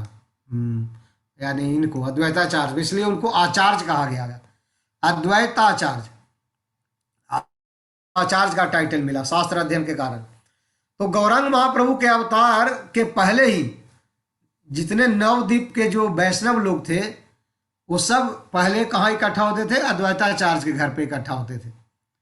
लेकिन इकट्ठा इसलिए होते थे कि सबको भगवत गीता और भागवत को प्रीचिंग करते थे अद्वैताचार्य, सबको भगवान का ज्ञान देते थे अपने घरों पे आए हुए भक्तों को। ये जिम्मा पहले खुद संभाल रखा था उन्होंने। और चैतन्य महाप्रभु के पहले पार्षद थे वो। हम कह सकते हैं कि वो इस भौतिक जगत में चैतन्य महाप्रभु के आने से 60 वर्ष लगभग पहले अवतरित हो चुके थे। उनके अवतरण के 60 वर्ष बाद चैतन्य महाप्रभु आए। तो 5 तत्व जो उनके और जो पार्षद हैं सब, उनमें पहला पार्षद थे जो चैतन्य महाप्रभु के पहले ही आ चुके थे और मौजूद थे। उसके बाद और सब आए, नित्यानंद सब जो भी हैं। तो अद्वैत उनका नाम क्यों हुआ? अद्वैत का मतलब क्या होता है? नॉन डिफरेंट, ना द्वैता, there is no duality, means there is no difference between Krishna, मतलब वो कृष्ण और उनमें कोई भिन्नता नहीं है, इसलिए उनको विष्णु का विस्तार कहा जाता है। विष्णु और सदाशिव, वो सदाशिव जो गोलोक धाम में रहते हैं, बैकुंठ धाम में रहते हैं, तो सदाशिव और विष्णु का ही विस्तार है, कंबाइंड विस्तार है। इसलिए उनका he is non different from Vishnu, he is non different from Krishna, इसलिए अद्वैता। और आचार्य, उनको ज्ञान था शास्त्रों का शिक्षा भी था, और उस शास्त्रों का ज्ञान दूसरों को देते थे, इसलिए उनको आचार्य लोग कहते थे, टाइटल आचार्य मिला था, इसलिए उनका नाम अद्वैताचार्य हो गया। नहीं तो उनका नाम कमलाक्ष था बचपन का, लेकिन उनको ज्ञान के कारण आचार्य का टाइटल मिला। और अद्वैत रियलिटी में वो भगवान कृष्ण से भिन्न नहीं थे, उन्हीं का विस्तार थे। वो काफी महीने तक भगवान से वो प्रार्थना करते थे, वो शालिग्राम की पूजा करते थे, उनको डेली गंगा जल से स्नान करते थे, उनको तुलसी दल अर्पित करते, शालिग्राम की बहुत दृढ़ता से पूजा करते थे, जैसे हर ब्राह्मण को भी करना चाहिए। तो वो किस लिए करते थे? कि ताकि कलयुग में जो भटके हुए लोग हैं, जिनको मार्गदर्शन नहीं मिल रहा है कि जीवन किस लिए मिला है, इस जीवन का उपयोग कैसे करना चाहिए कृष्ण भक्ति में लगाने के लिए, लोगों को मालूम नहीं था। इसलिए भौतिकतावादी जीवन में जो लिप्त लोग थे, उनके जीवन को उद्धार करने के लिए, उनके जीवन को उन्नत बनाने के लिए वो रात दिन शालिग्राम की पूजा करते थे और प्रार्थना करते थे, हे भगवान आप प्रकट लीजिए, आप प्रकट होइए, इस जगत में जो लोग भौतिकतावादी में लिप्त लोग हैं उनका उद्धार कीजिए, इन सब का मार्गदर्शन कीजिए। तो उन्हीं की प्रार्थना को सुन के चैतन्य महाप्रभु का अवतार हुआ। भगवान स्वयं उनकी प्रार्थना सुन के आए थे। एक कारण चैतन्य महाप्रभु का अवतार का जब कारण माना जाता है कि एक तो था गुह्य कारण था, कॉन्फिडेंशियल रीजन था कि वो राधा भाव को ग्रहण करना चाहते थे। एक कारण था कि अद्वैताचार्य का प्रार्थना को स्वीकार करना था और युग धर्म स्थापित करना था, हरि नाम संकीर्तन, कलिर कालिर धर्म हरि नाम संकीर्तन। तो कलयुग का गोलोक प्रेमा धन है हरि नाम संकीर्तन। तो गोलोक का प्रेम धन है, गोलोक में हर समय लोग संकीर्तन करते हैं, भगवान के नाम का गुणगान करते हैं, ये प्रेम धन है। तो उस प्रेम धन को महाप्रभु ने लाया इस पृथ्वी पे, ताकि यहाँ भी लोग कृष्ण प्रेम कर सकें। तो ये प्रार्थना उसके लिए किसने की थी? अद्वैताचार्य ने किया था। रात दिन शालिग्राम की पूजा करते थे, गंगा जल से स्नान कराते थे, तुलसी दल अर्पित करते थे, जो शालिग्राम को करना चाहिए। अद्वैताचार्य के जब माता पिताजी शरीर त्याग दिए तो वो भी गया जाके पिंड दान किए थे। तो इससे हमें शिक्षा मिलना चाहिए कि हर व्यक्ति को अपने माता पिता के लिए करना चाहिए। वे स्वयं महाप्रभु का माता पिता गुजरे थे तो वो भी गया गए थे, पिंडदान किए थे, और वहीं पे उनको दीक्षा मिला था ईश्वरपुरी से। भगवान राम स्वयं अपने पिता के लिए गए थे, एवं स्वयं विष्णु प्रकट हुए वहाँ पे। मैं गया कौन, इसलिए इसकी महानता बता रहा हूँ। तो वो धाम पे अद्वैताचार्य भी गए थे अपने माता पिता का शरीर त्यागने के लिए, त्यागने के बाद उसका पिंडदान करने के लिए। तो हम सबका भी ये कर्तव्य है। और उसके बाद वो तीर्थाटन पे चले गए। तो तीर्थाटन के दौरान फिर वो वृंदावन गए। तो वृंदावन जाते ही वो पूरा कृष्ण के पूजा में लीन हो गए। और वृंदावन में जो मदन मोहन विग्रह जो है, मदन मोहन टेम्पल में जो आज के जो विग्रह है, उसका खोज उन्होंने ही किया, अद्वैताचार्य नहीं किया। बाद में क्योंकि उनको एक जगह वृंदावन में नहीं रहना था तो तीर्थाटन कर रहे थे, तीर्थाटन के दौरान ही वृंदावन गए थे। तो जब वो वृंदावन में कुछ दिन कृष्ण पूजा में लीन हुए तो उनको मदन मोहन विग्रह मिला, खोज किए, और फिर उन्होंने उस विग्रह को मथुरा के एक पंडित थे चौबे जी, उनके वंशजों से हम मिले हैं। जब हम ब्रजमंडल परिक्रमा में गए थे तो उनके पौत्र या जो भी है वो सब आए थे, वो चौबे जी के पुत्र, आज भी उनका टाइटल चौबे जी है। तो उनको ही अद्वैताचार्य दे दिए थे मदन मोहन जी की विग्रह के लिए। तो क्या हुआ था कि देखे कि उनके बच्चे उस विग्रह को घसीट के रोड पे घुमा रहे हैं। तो सनातन गोस्वामी मधुकरी के लिए जाते थे वृंदावन, घर घर मथुरा घान मतलब भिक्षा मांग के खाने के लिए। तो देखे अरे ये विग्रह को एक घसीट रहा है बच्चा अज्ञानी, तो बोले कि इस विग्रह को हमें दे दीजिए, हमें सेवा करनी है। और फिर मदन मोहन जी उस चौबे जी के स्वप्न में आए कि तुम मुझे दे दो इसको, मुझे सेवा करना चाहता है। तो चौबे जी सनातन गोस्वामी को वो दे दिए मदन मोहन विग्रह, और आज वो मदन मोहन टेम्पल में जमुना के तट पे वहाँ पे आज स्थापित है। तो ये पहला विग्रह जो है वो इनको ही मिला था, हमारे अद्वैताचार्य को। और स्वयं महाप्रभु भी ग्लोरीफाई करते थे, उनको आचार्य कहते थे और कहते थे मेरे गुरु हैं। अद्वैताचार्य को स्वयं भगवान कहा है महाप्रभु ने भी, ये स्वयं भगवान है अद्वैता। कृष्ण भक्ति में उनके बराबर कोई नहीं है और न कोई उनके बराबर शास्त्र ज्ञान में है। ये महाप्रभु के वाक्य हैं अद्वैताचार्य के प्रति। अद्वैताचार्य की कृपा से यहाँ तक कि मलेच्छ भी कृष्ण भक्त बन जाता है, ये महाप्रभु बोले हैं। चैतन्य चरितामृत में ऐसा वर्णन है अद्वैताचार्य के बारे में कि अद्वैताचार्य के बारे में महाप्रभु स्वयं बोले, स्वयं कृष्ण भक्ति में उनके बराबर कोई नहीं है और न कोई शास्त्र ज्ञान में उनके बराबर है। इनकी कृपा से इवन मलेच्छ जो शूद्र से भी नीचे कैटेगरी का लोग है वो भी कृष्ण भक्त बन जाता है। तो टोटल 125 वर्ष तक इस पृथ्वी पर रहे अद्वैताचार्य। 1559 में उनका शरीर का त्याग हो गया, वो लुप्त हो गए जैसे चैतन्य महाप्रभु लुप्त हो गए। चैतन्य महाप्रभु का शरीर नहीं मिला था। 3 जगह भक्त लोग देखे थे। कोई लोग देखे कि वहाँ पे जो सागर स्नान में, समुद्र में स्नान करने गए तो वापस नहीं निकले। कुछ लोग देखे कि जो पूरी धाम है भगवान जगन्नाथ के गर्भगृह में गए, उसमें से फिर वापस नहीं निकले, उसमें मर्ज हो गए।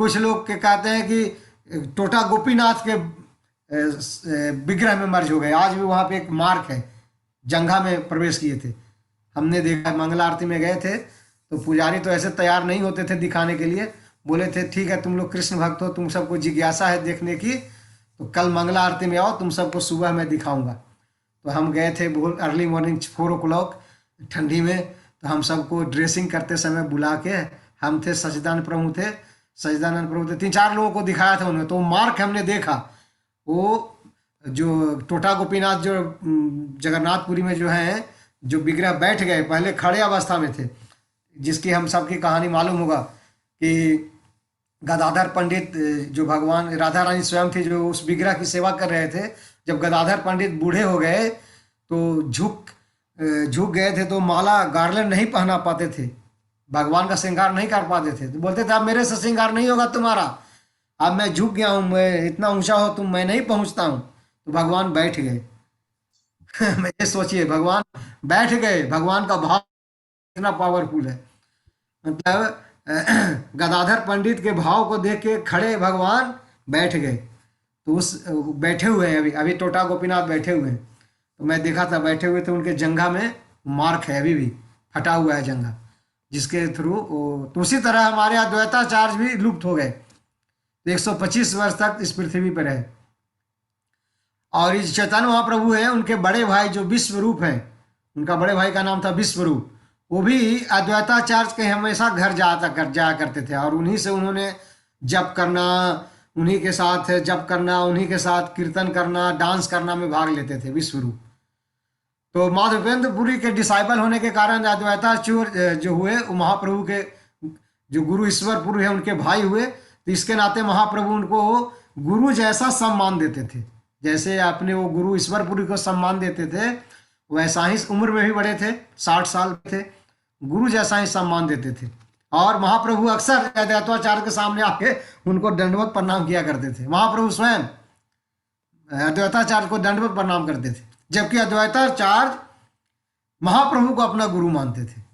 ये देखिए भाव, वो स्वयं महाप्रभु को अपना गुरु मानते थे, उनको मालूम था कि महाप्रभु कौन है, और अपने आप को उनका शिष्य मानते थे, और हमेशा डांस करते रहते थे अद्वैताचार्य, और डांस करते करते गाते थे, मैं महाप्रभु का शिष्य हूँ, मैं महाप्रभु का शिष्य हूँ, मैं उनका दास हूँ, मैं उनके दासों का दास हूँ, अपने अहंकार को, जबकि महाप्रभु से उनको हमेशा सम्मान मिलता था। तो इसलिए हम समझ सकते हैं कि Advaitacharya, he was non different from Krishna, इसलिए अद्वैत और आचार्य उनको शिक्षा मिला। और एक पार्षद थे, चैतन्य महाप्रभु के पहले ही आए थे, और उनका उद्देश्य था कि जीवों का उद्धार हो। जो जीव भौतिकतावादी में लिप्त हो गए हैं, भगवान को भूल गए हैं, भगवान से जिनका कनेक्शन कट गया है, उनको कैसे भगवान से जोड़ा जाए, उनके जीवन को कैसे उन्नत बनाया जाए, उनकी कैसे भगवत प्राप्ति हो सके, उनको कैसे भगवान के प्रति उनके अंदर प्रेम जाग सके, इसके लिए अद्वैताचार्य ने बहुत कठिन तपस्या की, शालिग्राम से बहुत कठिन तप की, बहुत प्रार्थना की, तब जाके महाप्रभु आए। और उस कृष्ण प्रेम को बिना किसी के योग्यता को देखते हुए, इवन चांडाल जो हर्ट किया, जगाई बताई, उसको भी कृष्ण प्रेम दे दिया। तो इस तरह से हम समझ सकते हैं कि इस जगत में चैतन्य महाप्रभु का अवतार का एक कारण अद्वैताचार्य है। जय जय श्री चैतन्य जय नित्यानंद, जय द्वैत चंद्र जय गौर भक्त वृंद, हरे कृष्णा कृष्ण कृष्ण हरे हरे, हरे राम राम राम हरे हरे। अद्वैताचार्य महोदय महाशय की जय, जगत गुरु श्रील प्रभुपाद की जय। हरे कृष्णा। तो किसी भक्त का कोई जिज्ञासा है, किसी भक्त का कोई डाउट है, अगर हमने कुछ बोला है गलत, कोई करेक्शन करना चाहते हैं, कोई ऐड करना चाहते हैं, कोई प्रश्न पूछना चाहते हैं, तो 2 मिनट, नहीं तो हम आगे के कार्यक्रम प्रभुपाद लीलामृत पढ़ेंगे। किन्हीं की कोई जिज्ञासा है? हरे कृष्णा प्रभु जी, दंडवत प्रणाम। हरे कृष्णा, दंडवत प्रणाम। प्रभु जी मेरा ऐड कर दीजिए। बोलिए। अच्छा, आप मानव गुरु है, जी प्रभु जी। क्या बोले आप? आपका नाम ऐड करना है ग्रुप में? जी जी, मेरा देवेंद्र नाम है। नंबर? हाँ हाँ, आपका नाम मिला है, मैं आज ऐड कर दूंगा, ठीक है। जी। हरि हरे कृष्णा। हरि, आगे से आपको लिंक मिलेगा हमारा भगवत गीता का। हरे कृष्णा।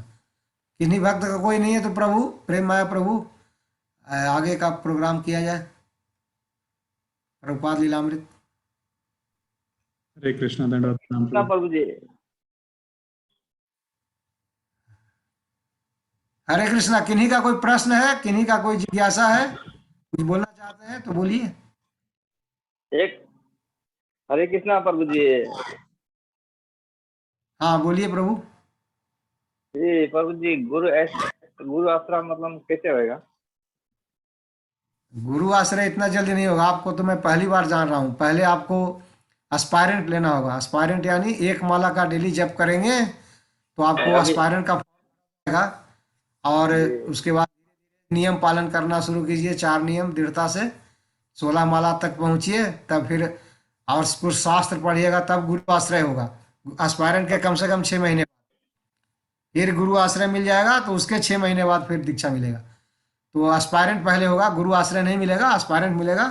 आप भक्ति वृक्षा से जुड़िए, फिर आपको मैं बताऊंगा आगे क्या करना है। हरे कृष्णा प्रभु जी। हरे कृष्णा। हरे कृष्णा। प्रभुपाद लीलामृत पढ़िए। हरे कृष्ण प्रभु। श्रीला प्रभुपाद लीलामृत की जय, सत्स्वरूप दास गोस्वामी महाराज की जय। तो अध्याय चल रहा है स्वप्न साकार हुआ। हम पिछली बार जहां रुके थे वहां से आगे लेते हैं। दुकानों के अगवाड़े रंग बिरंगे किंतु अव्यवस्थित दिखाई देते थे। पैदल यातायात इतना अनियंत्रित था कि किसी का एक क्षण भी सड़क पर रुक जाना यातायात में व्यवधान का कारण बन जाता था। गाड़ियां और रिक्शे, कागज और दूसरे मजदूर सिर पर कागज के परतों के भारी बोझ जो दोनों ओर लटका कर रहता था, दिए तेजी से निकल जाता था। यातायात तेज था और लापरवाही से या मंद गति से चलने वालों को किसी मजदूर के सिर पर या गाड़ी पर रखे सामान के निकले हुए भाग से धक्का लग जाने का खतरा बना रहता था। कभी कभी सड़क की पटरी पर बैठा कोई आदमी कोयले के बड़े टुकड़ों को बेचने के लिए छोटे टुकड़ों में तोड़ता दिखाई देता था। कोनों में बनी सिगरेट और पान की छोटी दुकानों पर ग्राहकों की भीड़ लगी रहती थी। दुकानदार पास के पत्तों पर तेजी से पान के मसाले बिखेर देता था और ग्राहक पान मुंह में चबाता हुआ और लाल रंग के पीक थूकता हुआ गली के आगे बढ़ जाता था। ऐसे वातावरण में जहां चावड़ी बाजार में व्यावसायिक इलाके में झोपड़ा झुग्गी के जीवन का संगम सा था और खतरे से भरी सड़कों से बच्चे खेल में मग्न दिखाई देते थे, भक्तिवेदांत स्वामी एक साधु स्वभाव और दृढ़ निश्चय पुरुष मालूम पड़ते थे। कोठरियां, टाइले बेचने वाले, गल्ले की दुकानों, मिठाई की दुकानों और छापा खानों से पार करते हुए वे आगे बढ़ते जाते। उनके सर के ऊपर बिजली के तार फैले होते, कबूतर उड़ते रहते और कोठरियों के ऊपर से बाजारों में सूखते कपड़े लटकते रहते। अंत में एक छोटी मस्जिद को पार कर वे सीधे ओके प्रेस पहुंचते। वे सही किए गए हुए प्रूफ लेकर वहां पहुंचते, एक इस उत्सुकता के साथ कि मुद्रण कार्य की प्रगति कैसे हो रही है। 4 महीने बाद जब पुस्तक की छपाई पूरी हो गई तो प्रेस के फर्श पर उसकी परतों का ढेर जमा हो गया, तो मिस्टर हितशरण शर्मा ने उन्हें जिल्द साज में यहाँ भिजवाया। जिल्दबंदी पुराने ढंग के हाथ द्वारा की गई और उसमें 1 महीना और लग गया। भक्ति वेदांत स्वामी नित्य जाया करते और काम देखा करते। एक छोटे से कमरे में जिल्दसाज पंक्ति में बैठे होते थे और उनके चारों ओर छपे हुए कागजों के ढेर लगा रहता था। पहला आदमी एक छपी हुई लंबी शीट को उठाता था, जल्दी से उसकी 2 तहें करता था और दूसरे आदमी के सामने उसे बढ़ा देता था, जो आगे का कार्य पूरा करता था। पन्नों को मोड़ा जाता था, सीला जाता था, इकट्ठा किया जाता था और तब उन्हें शिकंजे में रखकर हथौड़ी से ठोका जाता था। फिर हाथ की आरी से काट कर उन्हें तीनों किनारों को बराबर किया जाता था और चिपकाया जाता था। इस तरह थोड़ा थोड़ा करके पुस्तक अंत में कड़ी जिल्द के लिए तैयार होती थी।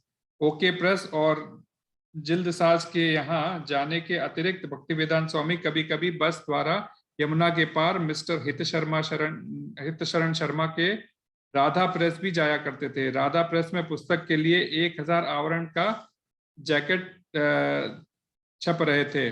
हितशरण शर्मा स्वामी जी यत्र तत्र जाते रहते थे। जो कुछ भी वे इकट्ठा कर पाते थे उसे जमा कर देते थे और इधर उधर की यात्राओं में वे काफी लोगों से मिलते थे। मुझसे वे बराबर कहा करते थे कि जो कुछ हो सके मैं शीघ्र से शीघ्र करूं। वे बड़ी शीघ्रता में थे। वे वहां करते थे। समय निकल रहा है, समय भाग रहा है, शीघ्रता से उसे कर डालो। वे मुझे चिढ़ भी जाते और चाहते थे कि मैं उनका काम सबसे पहले करूं, लेकिन मैं डालमिया का नौकर था और उनसे कहता आपका काम मेरे लिए दूसरे नंबर पर है। किंतु वे कहते आपने मेरे 2 दिन खराब कर दिए। यह क्या है शर्मा जी, मैं यहाँ इस समय आ रहा हूँ। मैंने सुबह आपसे यह काम करने को कहा था और आपने उसे अभी तक नहीं किया है। मैं उत्तर देता दिन में मुझे समय नहीं मिलता। तब वे कहते तो आपने मेरा पूरा दिन बर्बाद कर दिया। इस तरह वे मुझ पर बहुत दबाव डालते रहते। यह उनका स्वभाव था। पुस्तक की जिल्द पकी हुई ईंट के रंग की लाल थी और उसका नाम सुनहरे अक्षरों में छपा था। आवरण पृष्ठ के डिजाइन की कल्पना भक्तिवेदांत स्वामी ने स्वयं की थी और एक युवा बंगाली कलाकार से जिसका नाम सलित था उसे पूरा कराया। आवरण पृष्ठ पर समस्त आध्यात्मिक और भौतिक जगत के चित्रण थे। सामने के पृष्ठ पर गुलाबी रंग का कमल था और उसके व्यू में सामने वृंदावन में लीला मग्न राधा कृष्ण अंकित थे। सामने सहयोगियों के साथ गाते हुए नाचते हुए भगवान चैतन्य थे। कृष्ण के कमलासन से पीत वर्ण के किरणें निकल रही थी और उन किरणों में वैभवपूर्ण आलोक से आध्यात्मिकता के अनेकों ग्रह थे जो कई सूर्यों के भांति लग रहे थे। हर ग्रह के मध्य में चतुर्भुज नारायण की विभिन्न आकृति थी। हर आकृति के नीचे त्रिविक्रम, केशव, पुरुषोत्तम आदि नाम अंकित थे। सामने के आवरण पृष्ठ के निम्न भाग में एक अंडाकार आकृति के चित्रित महाविष्णु भौतिक जगत में अपने श्वास से प्रकट कर रहे थे। आवरण पृष्ठ के भीतरी भाग में भक्तिवेदांत स्वामी द्वारा पूरे चित्रण की व्याख्या मुद्रित थी। छपाई और जिल्द बंदी पूरी होने पर 1100 प्रतियां तैयार हुई। भक्तिवेदांत स्वामी ने 100 प्रतियां मिली। शेष मुद्रक की थी। 100 प्रतियों की बिक्री से भक्तिवेदांत स्वामी को मुद्रक और जिल्दसाज का ऋण चुकाना था, जिसके बाद उन्हें और प्रतियां मिलने वाली थी। यह क्रम जारी रहने को था जब तक उनका पूर्ण ऋण न चुक जाए। उनकी योजना थी कि उसके बाद पहले संस्करण के लाभ से दूसरे संस्करण प्रकाशित किया जाए और दूसरे के लाभ से तीसरा संस्करण। कांतवेदी पुस्तक की पहली 100 प्रतिलिपियां लाने के वास्ते गया। उसने एक आदमी भाड़े पर किया, जिससे पुस्तकों के बड़े बड़े टोकरे में रखा और फिर उन टोकरों में अपनी हाथ गाड़ी पर रखकर वह उसे सड़कों पर खींचता हुआ चिप्पीवाड़ा मंदिर ले गया, जहां भक्तिवेदांत स्वामी ने पुस्तकों को अपने कमरे के एक बेंच पर रखा। श्रील प्रभुपाद की जय, सत्स्वरूप दास गोस्वामी महाराज की जय, श्रील प्रभुपाद लीलामृत की जय। हरे कृष्ण प्रभु। अनाउंसमेंट कुछ है जो प्रभु दास प्रभु जुड़े हैं ना? हाँ कुछ है। हरे बोल। हरे कृष्ण। हरे कृष्ण प्रभु, दंड प्रणाम। मैं थोड़ा देर से जुड़ा प्रभु। हरे कृष्णा प्रभु जी। तो एक सबसे महत्वपूर्ण तो जो आपने मुझे बताया, फिर अच्युत प्रभु ने भी बताया कि दामोदर प्रभु जा रहे हैं। आज अभी इस सभा में नहीं है दामोदर प्रभु ना, पर सुबह मैंने उनसे बात भी की। तो अच्छा। वैसे तो उनके 2 फ्राइडे हैं अभी यहाँ पे, तो हम मंदिर से तो करेंगे ही, तो वो लास्ट फ्राइडे के लिए मैं प्रयास करता हूँ मंदिर का। और हम फिर इस अपने यहाँ पे भी एक दिन प्रभु जी के लिए समर्पित कर सकते हैं, भागवतम आधा घंटे का रख के। तो उसको नेक्स्ट फ्राइडे भी रख सकते हैं, जैसा आप लोगों का विचार हो। नेक्स्ट ही रखिए, अच्छा है। लास्ट फ्राइडे मंदिर के लिए रखिए। हाँ वही मेरा भी मत है। तो ऐसा कर लेते हैं, फिर नेक्स्ट फ्राइडे रखेंगे। अभी सब लोग यहाँ पे हैं भी। और प्रभु जी को कुछ हम अपनी तरफ से एक यादगार स्वरूप, एक उनके सम्मान स्वरूप वो देंगे, तो वो हम अरेंज करेंगे। उसके लिए भी छोटा छोटा जो हमारा सबका अनुदान होगा, उसको लिए भी हम बात करेंगे। और फिर हम जैसा हमेशा करते ही हैं, एक जगह पे वो कर देंगे और उसके अनुसार हम वो लेके आएंगे। और तो बस वही एक ये महत्वपूर्ण जो अनाउंसमेंट था वो यही था, मुझे जहाँ तक याद आ रहा है। और ये शास्त्र अध्ययन का, हाँ बताइए बताइए। अच्युत प्रभु कुछ बता रहे हैं? नहीं ठीक है प्रभु जी, बताइए भाई। जो आपने लास्ट टाइम बताया था ना, वो भी नहीं, मैं अभी देखा हूँ ग्रुप में कुछ मैसेज आया है, पढ़ा नहीं। नेक्स्ट फ्राइडे से शुरू होगा वो जी। नेक्स्ट फ्राइडे से जी। तो नेक्स्ट फ्राइडे से सभी लैंग्वेज में होगा? नहीं, इंग्लिश में है ना प्रभु जी, शुरुआत इंग्लिश में हो रही है जी। शुरुआत तो इंग्लिश में ही है, लेकिन उस समय जो हम लोग की चर्चा हुई थी कि लैंग्वेजेज भी उसी में समय चलेंगे। ठीक है, मैं बता देता हूँ। अभी तो इंग्लिश बता दीजिए। अभी जो भक्त लोग बोलते हैं कि हमें गुरु आश्रय मिल जाए, दीक्षा मिल जाए, ये आसानी से नहीं मिलता। ये मैं बता रहा हूँ, सीरियसनेस बहुत जरूरी है। भक्ति वृक्षा में जुड़ना सबसे पहली प्राथमिकता है। किसी को भी अगर गुरु एस्पायरेंट भी चाहिए, जो फर्स्ट स्टेज है, तो आपको किसी न किसी भक्ति वृक्षा से जुड़ा होना चाहिए। एक माला का नित्य जप करना चाहिए। तो अगर आप इतना करते हैं तो आपको एस्पायरेंट फॉर्म भर के एस्पायरेंट को मिल जाएगा गुरु महाराज से। लेकिन जिनको गुरु आश्रय लेना है, गुरु आश्रय के लिए कंडीशन, क्वालिफिकेशन क्या है? 4 नियम का दृढ़ता से पालन। 4 नियम सबको मालूम है।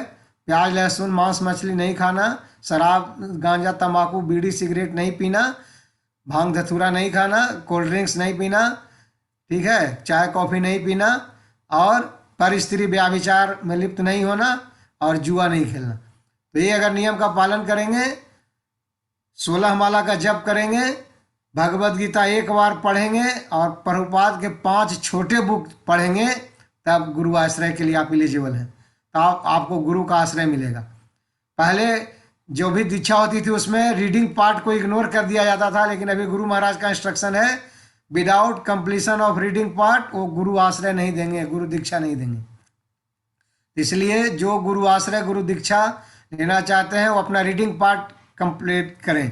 गुरु आश्रय के लिए मैंने बताया, एक बार भगवत गीता और प्रभुपाद के 5 छोटे छोटे बुक। तो उसी बुक के लिए क्लास शुरू होना है। जिनको समय नहीं मिलता खुद के लिए पढ़ने के लिए, या पढ़ते हैं समझ में नहीं आया, तो उनके लिए बहुत अच्छा अवसर है। इंग्लिश में भी हो रही है, अगले फ्राइडे से होगा शुरू। टाइमिंग क्या है प्रभु? टाइमिंग कुछ आया है? पहले 10 बजे का डिस्कस हुआ था, मोस्ट प्रोबेबली 10 बजे ही होगा। हाँ, मोस्ट प्रोबेबली 10 बजे ही होगा। तो टाइमिंग बता दिया जाएगा और लिंक हम लोग भी ग्रुप में शेयर कर देंगे। तो जिनको समय नहीं मिलता बाकी दिन, एक ग्रुप में जो लिंक मिलेगा आप सबको, किसी भी ग्रुप से मिलेगा, तो उसमें अगर आप क्लास को अटेंड करेंगे 100%, तो आपको रीडिंग पार्ट में मतलब क्लियरेंस दी जाएगी कि ठीक है आपका रीडिंग पार्ट कंप्लीट है, आपको गुरु आश्रय मिलेगा।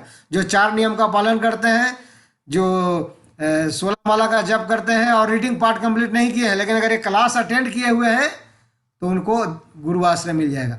लेकिन गुरु दीक्षा के लिए इससे भी ज़्यादा पाठ करना है। गुरु आश्रय के लिए एक बार भगवत गीता, 5 प्रभुपाद के छोटे बुक चाहिए।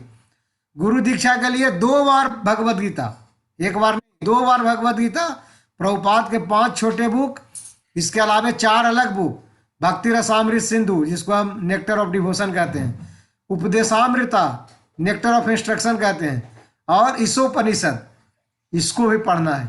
I think Bhagavatam first canto भी है ना? हाँ, भागवतम का पहला खंड, श्रीमद् भागवतम जो 12 खंडों में है, उसका प्रथम खंड भी पढ़ना है। तो इतना अगर आप पढ़े हैं, 4 नियम और 16 माला जप करने के अलावा, भागवतम फर्स्ट कैंटो, भगवत गीता 2 बार, ईशोपनिषद, भक्ति रसामृत सिंधु और भक्ति उपदेशामृता, तो आप प्रभुपाद के 5 छोटे बुक, तब आपको दीक्षा मिलेगी। तो it is not so easy. तो अभी सिर्फ गुरु आश्रय के लिए, अभी जो हम मई में गुरु महाराज का प्रोग्राम रखा जाएगा दीक्षा का और गुरु आश्रय का, तो अभी से मई तक जो क्लास मई तक चलेगा, जो क्लास अटेंड करेंगे तो उनका गुरु आश्रय वाला रीडिंग पार्ट कंप्लीट होना है, यानी 5 छोटे बुक और भगवत गीता 1। तो ये जो उसमें गूगल फॉर्म एक है ना, वो भरने का है। हाँ, उसमें लिंक, उसमें अभी लिंक मिला होगा ग्रुप में। ग्रुप में आप लिंक टच कीजिएगा तो उसमें फॉर्म है, अपना नाम, मोबाइल नंबर, ये सब कुछ इन्फॉर्मेशन जस्ट टाइप कर दीजिए, सेंड कर दीजिए, तो आपका रजिस्ट्रेशन हो जाएगा। तो आप उसमें जो शास्त्रिक स्टडी वाला जो पार्ट कंप्लीट करना चाहते हैं, खुद नहीं पढ़ पा रहे हैं, कभी कहीं समस्या आ जाती है, समय का अभाव हो जाता है, तो एटलीस्ट फ्राइडे और वीकडेज में 1 आध दिन होगा शायद, और शेड्यूल आपको मिलेगा। आप इस क्लास को अटेंड कीजिए, तो आपका रीडिंग पार्ट, ऐसा नहीं है कि फिर रीड नहीं करना है, रीड करना है, लेकिन जस्ट फॉर ए गुरु आश्रय आप क्लास भी अटेंड करेंगे तो आपको गुरु आश्रय दी जाएगी। लेकिन इसके बाद फिर गुरु दीक्षा के लिए बाकी किताबों का होगा, वो गुरु महाराज का अगला उसमें होगा। तो अगर गुरु महाराज का जो मई में होने वाला है दीक्षा का कार्यक्रम, उस समय जो अभी से गुरु आश्रय है, या 4 साल 3 साल 2 साल 6 महीना पहले से जो गुरु आश्रय हैं, वो अभी से शास्त्र पढ़ने का कार्यक्रम पूरा करें, वो पाठ पूरा करें। अभी से भक्ति रसामृत सिंधु, उपदेशामृता, फिर ईशोपनिषद, भागवतम फर्स्ट कैंटो, आप सबको बुक नहीं है, हम लोग बुक की व्यवस्था करेंगे किसी न किसी रूप से। आप पढ़िए, बस रीडिंग पार्ट कंप्लीट कीजिए। 4 नियम और सिर्फ ये 16 माला से ही दीक्षा नहीं मिलेगी, ये शास्त्रों का अध्ययन प्लस मंगला आरती क्या है, संध्या आरती क्या है, तिलक मंत्र क्या है, गुरु प्रणाम मंत्र, प्रभुपाद प्रणाम मंत्र, तुलसी प्रणाम मंत्र, ये सब मंत्र भी आना चाहिए। भगवान ये सब पढ़ेंगे तो आपको ऐसे भी ज्ञान हो जाएगा, भगवान कौन है, आत्मा कौन है, जो क्वेश्चन आंसर है वो सब पढ़ेंगे तो आपको एलिजिबल बना दिया जाएगा। अभी बहुत स्ट्रिक्ट है, तो इसलिए आप सबसे यही प्रार्थना है। बहुत लोग बोलते हैं हमको गुरु आश्रय दिला दीजिए ना प्रभु, कल ही क्लास में जुड़े, आज ही गुरु आश्रय कैसे मिल जाएगा आपको? तो एक विधि है, उस विधि का पालन कीजिए। वो आपकी आवाज साफ नहीं आ रही प्रभु जी। ये हमारे लिए है, हरि बोल। ये हमारे लिए है कि हम भक्ति में दृढ़ हों, फिर भक्ति से विपथ ना हों, इसलिए हमें योग बनाने के लिए सब है। गुरु दीक्षा दिया और हम गुरु दीक्षा के नियमों का पालन नहीं किया, मंत्र ही नहीं जपा, तो फिर किस लिए? गुरु को भी अवहेलना किया, गुरु की आज्ञा का अवहेलना किया, तो गुरु को भी भौतिक कष्ट हम दे रहे हैं और अपने जीवन को तो नाश कर ही रहे हैं। उसमें किसी का भला नहीं हो रहा है, न गुरु का भला हो रहा है, न खुद का भला हो रहा है। तो इसलिए गुरु दीक्षा एक कमिटमेंट है। कृष्ण के प्रति मेरा, गुरु के प्रति मेरा समर्पण है। 4 नियम दृढ़ता से पालन करेंगे, शास्त्रों का अध्ययन करेंगे, 16 माला का जप करेंगे। फिर हम अगर ये सब करेंगे तो हम भक्ति में मनुष्य जीवन के अंतिम सांस तक को भी कृष्ण को नहीं भूलेंगे, नियम को नहीं भूलेंगे, माला जपना नहीं भूलेंगे। इसलिए जरूरी है, हमारे लिए जरूरी है, ताकि हम भक्ति में बने रहें। तो आप सबसे ही प्रार्थना है कि जो आप जो हैं यहाँ मौजूद, जो अभी लिंक से हट गए, या आपके जो मित्र हैं, आप उनको ही बताइए ये क्लास शुरू होने वाला है, वो अटेंड करें। जो ग्रेजुएट एबव हैं उनको इंग्लिश में अटेंड करना है, शायद रीजनल भी होगा, अभी उनसे पूछना पड़ेगा। मंगलनाथ दास प्रभु, आपसे बात नहीं हुई है गोपी जना प्रभु की कुछ? प्रभु अभी ये इंग्लिश में ही है, पर अगर किसी को समस्या जो आएगी तो हम या तो इसी में ही पैरेलल रूम क्रिएट करेंगे ऑनलाइन, और वहाँ पे हिंदी का और या कोई और जो भी भाषा का है उसका वो अरेंजमेंट करेंगे। पर अगर समझ सकते हैं तो अच्छा है कि वो इंग्लिश की क्लास अटेंड करें और फिर प्रश्न रखें अपने। और इसीलिए आवश्यक है जो दीनानाथ प्रभु पहले बता रहे थे कि भाई आपको एक भक्ति वृक्ष से जुड़ना और एक शिक्षा गुरु के साथ में आपका जो वो संबंध है वो एक बनना चाहिए, जिससे कि आपको अगर कोई समस्या है, कोई प्रश्न है, तो आप उनसे कीजिए, तो आपको फिर हमेशा उसी चैनल से आपको सारे जो भी समस्या आएंगी उसका समाधान मिलेगा। तो आप, मेरा कहने का तात्पर्य यही है कि आप कीजिए, आपको समस्या आएगी या किसी भी तरह की परेशानी होगी तो आप पूछिए, तो आपके शिक्षा गुरु के थ्रू हम कहीं ना कहीं से उसका समाधान आपको दिया जाएगा। हरे कृष्ण। और अच्छा है, अच्छा ये भी है कि आप इंग्लिश अटेंड कर लीजिए, जिनको समझ में आती है, भले बोल नहीं पाते हो, इंग्लिश अटेंड कर लीजिए और साथ में हिंदी का किताब भी पढ़िए, तो आपके लिए दोनों अवसर हैं। तो आप अटेंड किए रहेंगे, आपका अटेंडेंस रहेगा, तो आपको नेग्लेक्ट नहीं करेंगे, आपको सेलेक्ट करेंगे। हरि बोल। एडवांटेज है, इसलिए आप जुड़िए इस कोर्स को, मतलब उस बुक में क्या है वो ज्ञान दिया जाएगा, उसमें आप अटेंड कीजिए, बस बाद में आप पढ़ेगा तो आप अच्छी तरह से समझेंगे उस चीज को। हरे कृष्णा। तो यहीं पे विराम दिया जाए नरसिंह प्रेयर भक्तों के लिए। कौन? सनातन कृष्णा प्रभु जी करेंगे मंदिर से। अच्छा ठीक है, हरि बोल। हरे कृष्णा प्रभु जी, दंडवत प्रणाम। नरसिंहदेव भगवान की जय, भक्त प्रहलाद महाराज की जय। नमस्ते नरसिंहाय, प्रहलाद लाज राहिने, धन्य काशीपुर शिलडंग कालाए, तो न सुना पर तो न सुना, यतो यदयामि तदो न सुना, न सुनाई न सुना, नरसिंहमरीं शरणं प्रपदे, तव कर कमलवरे नखा, अद्भुत सिंह दलिता हिरण्यकशिपु तनुभिन्ना, केशवदीता नरहरि रूपा, जय जगदीश हरे, जय जगदीश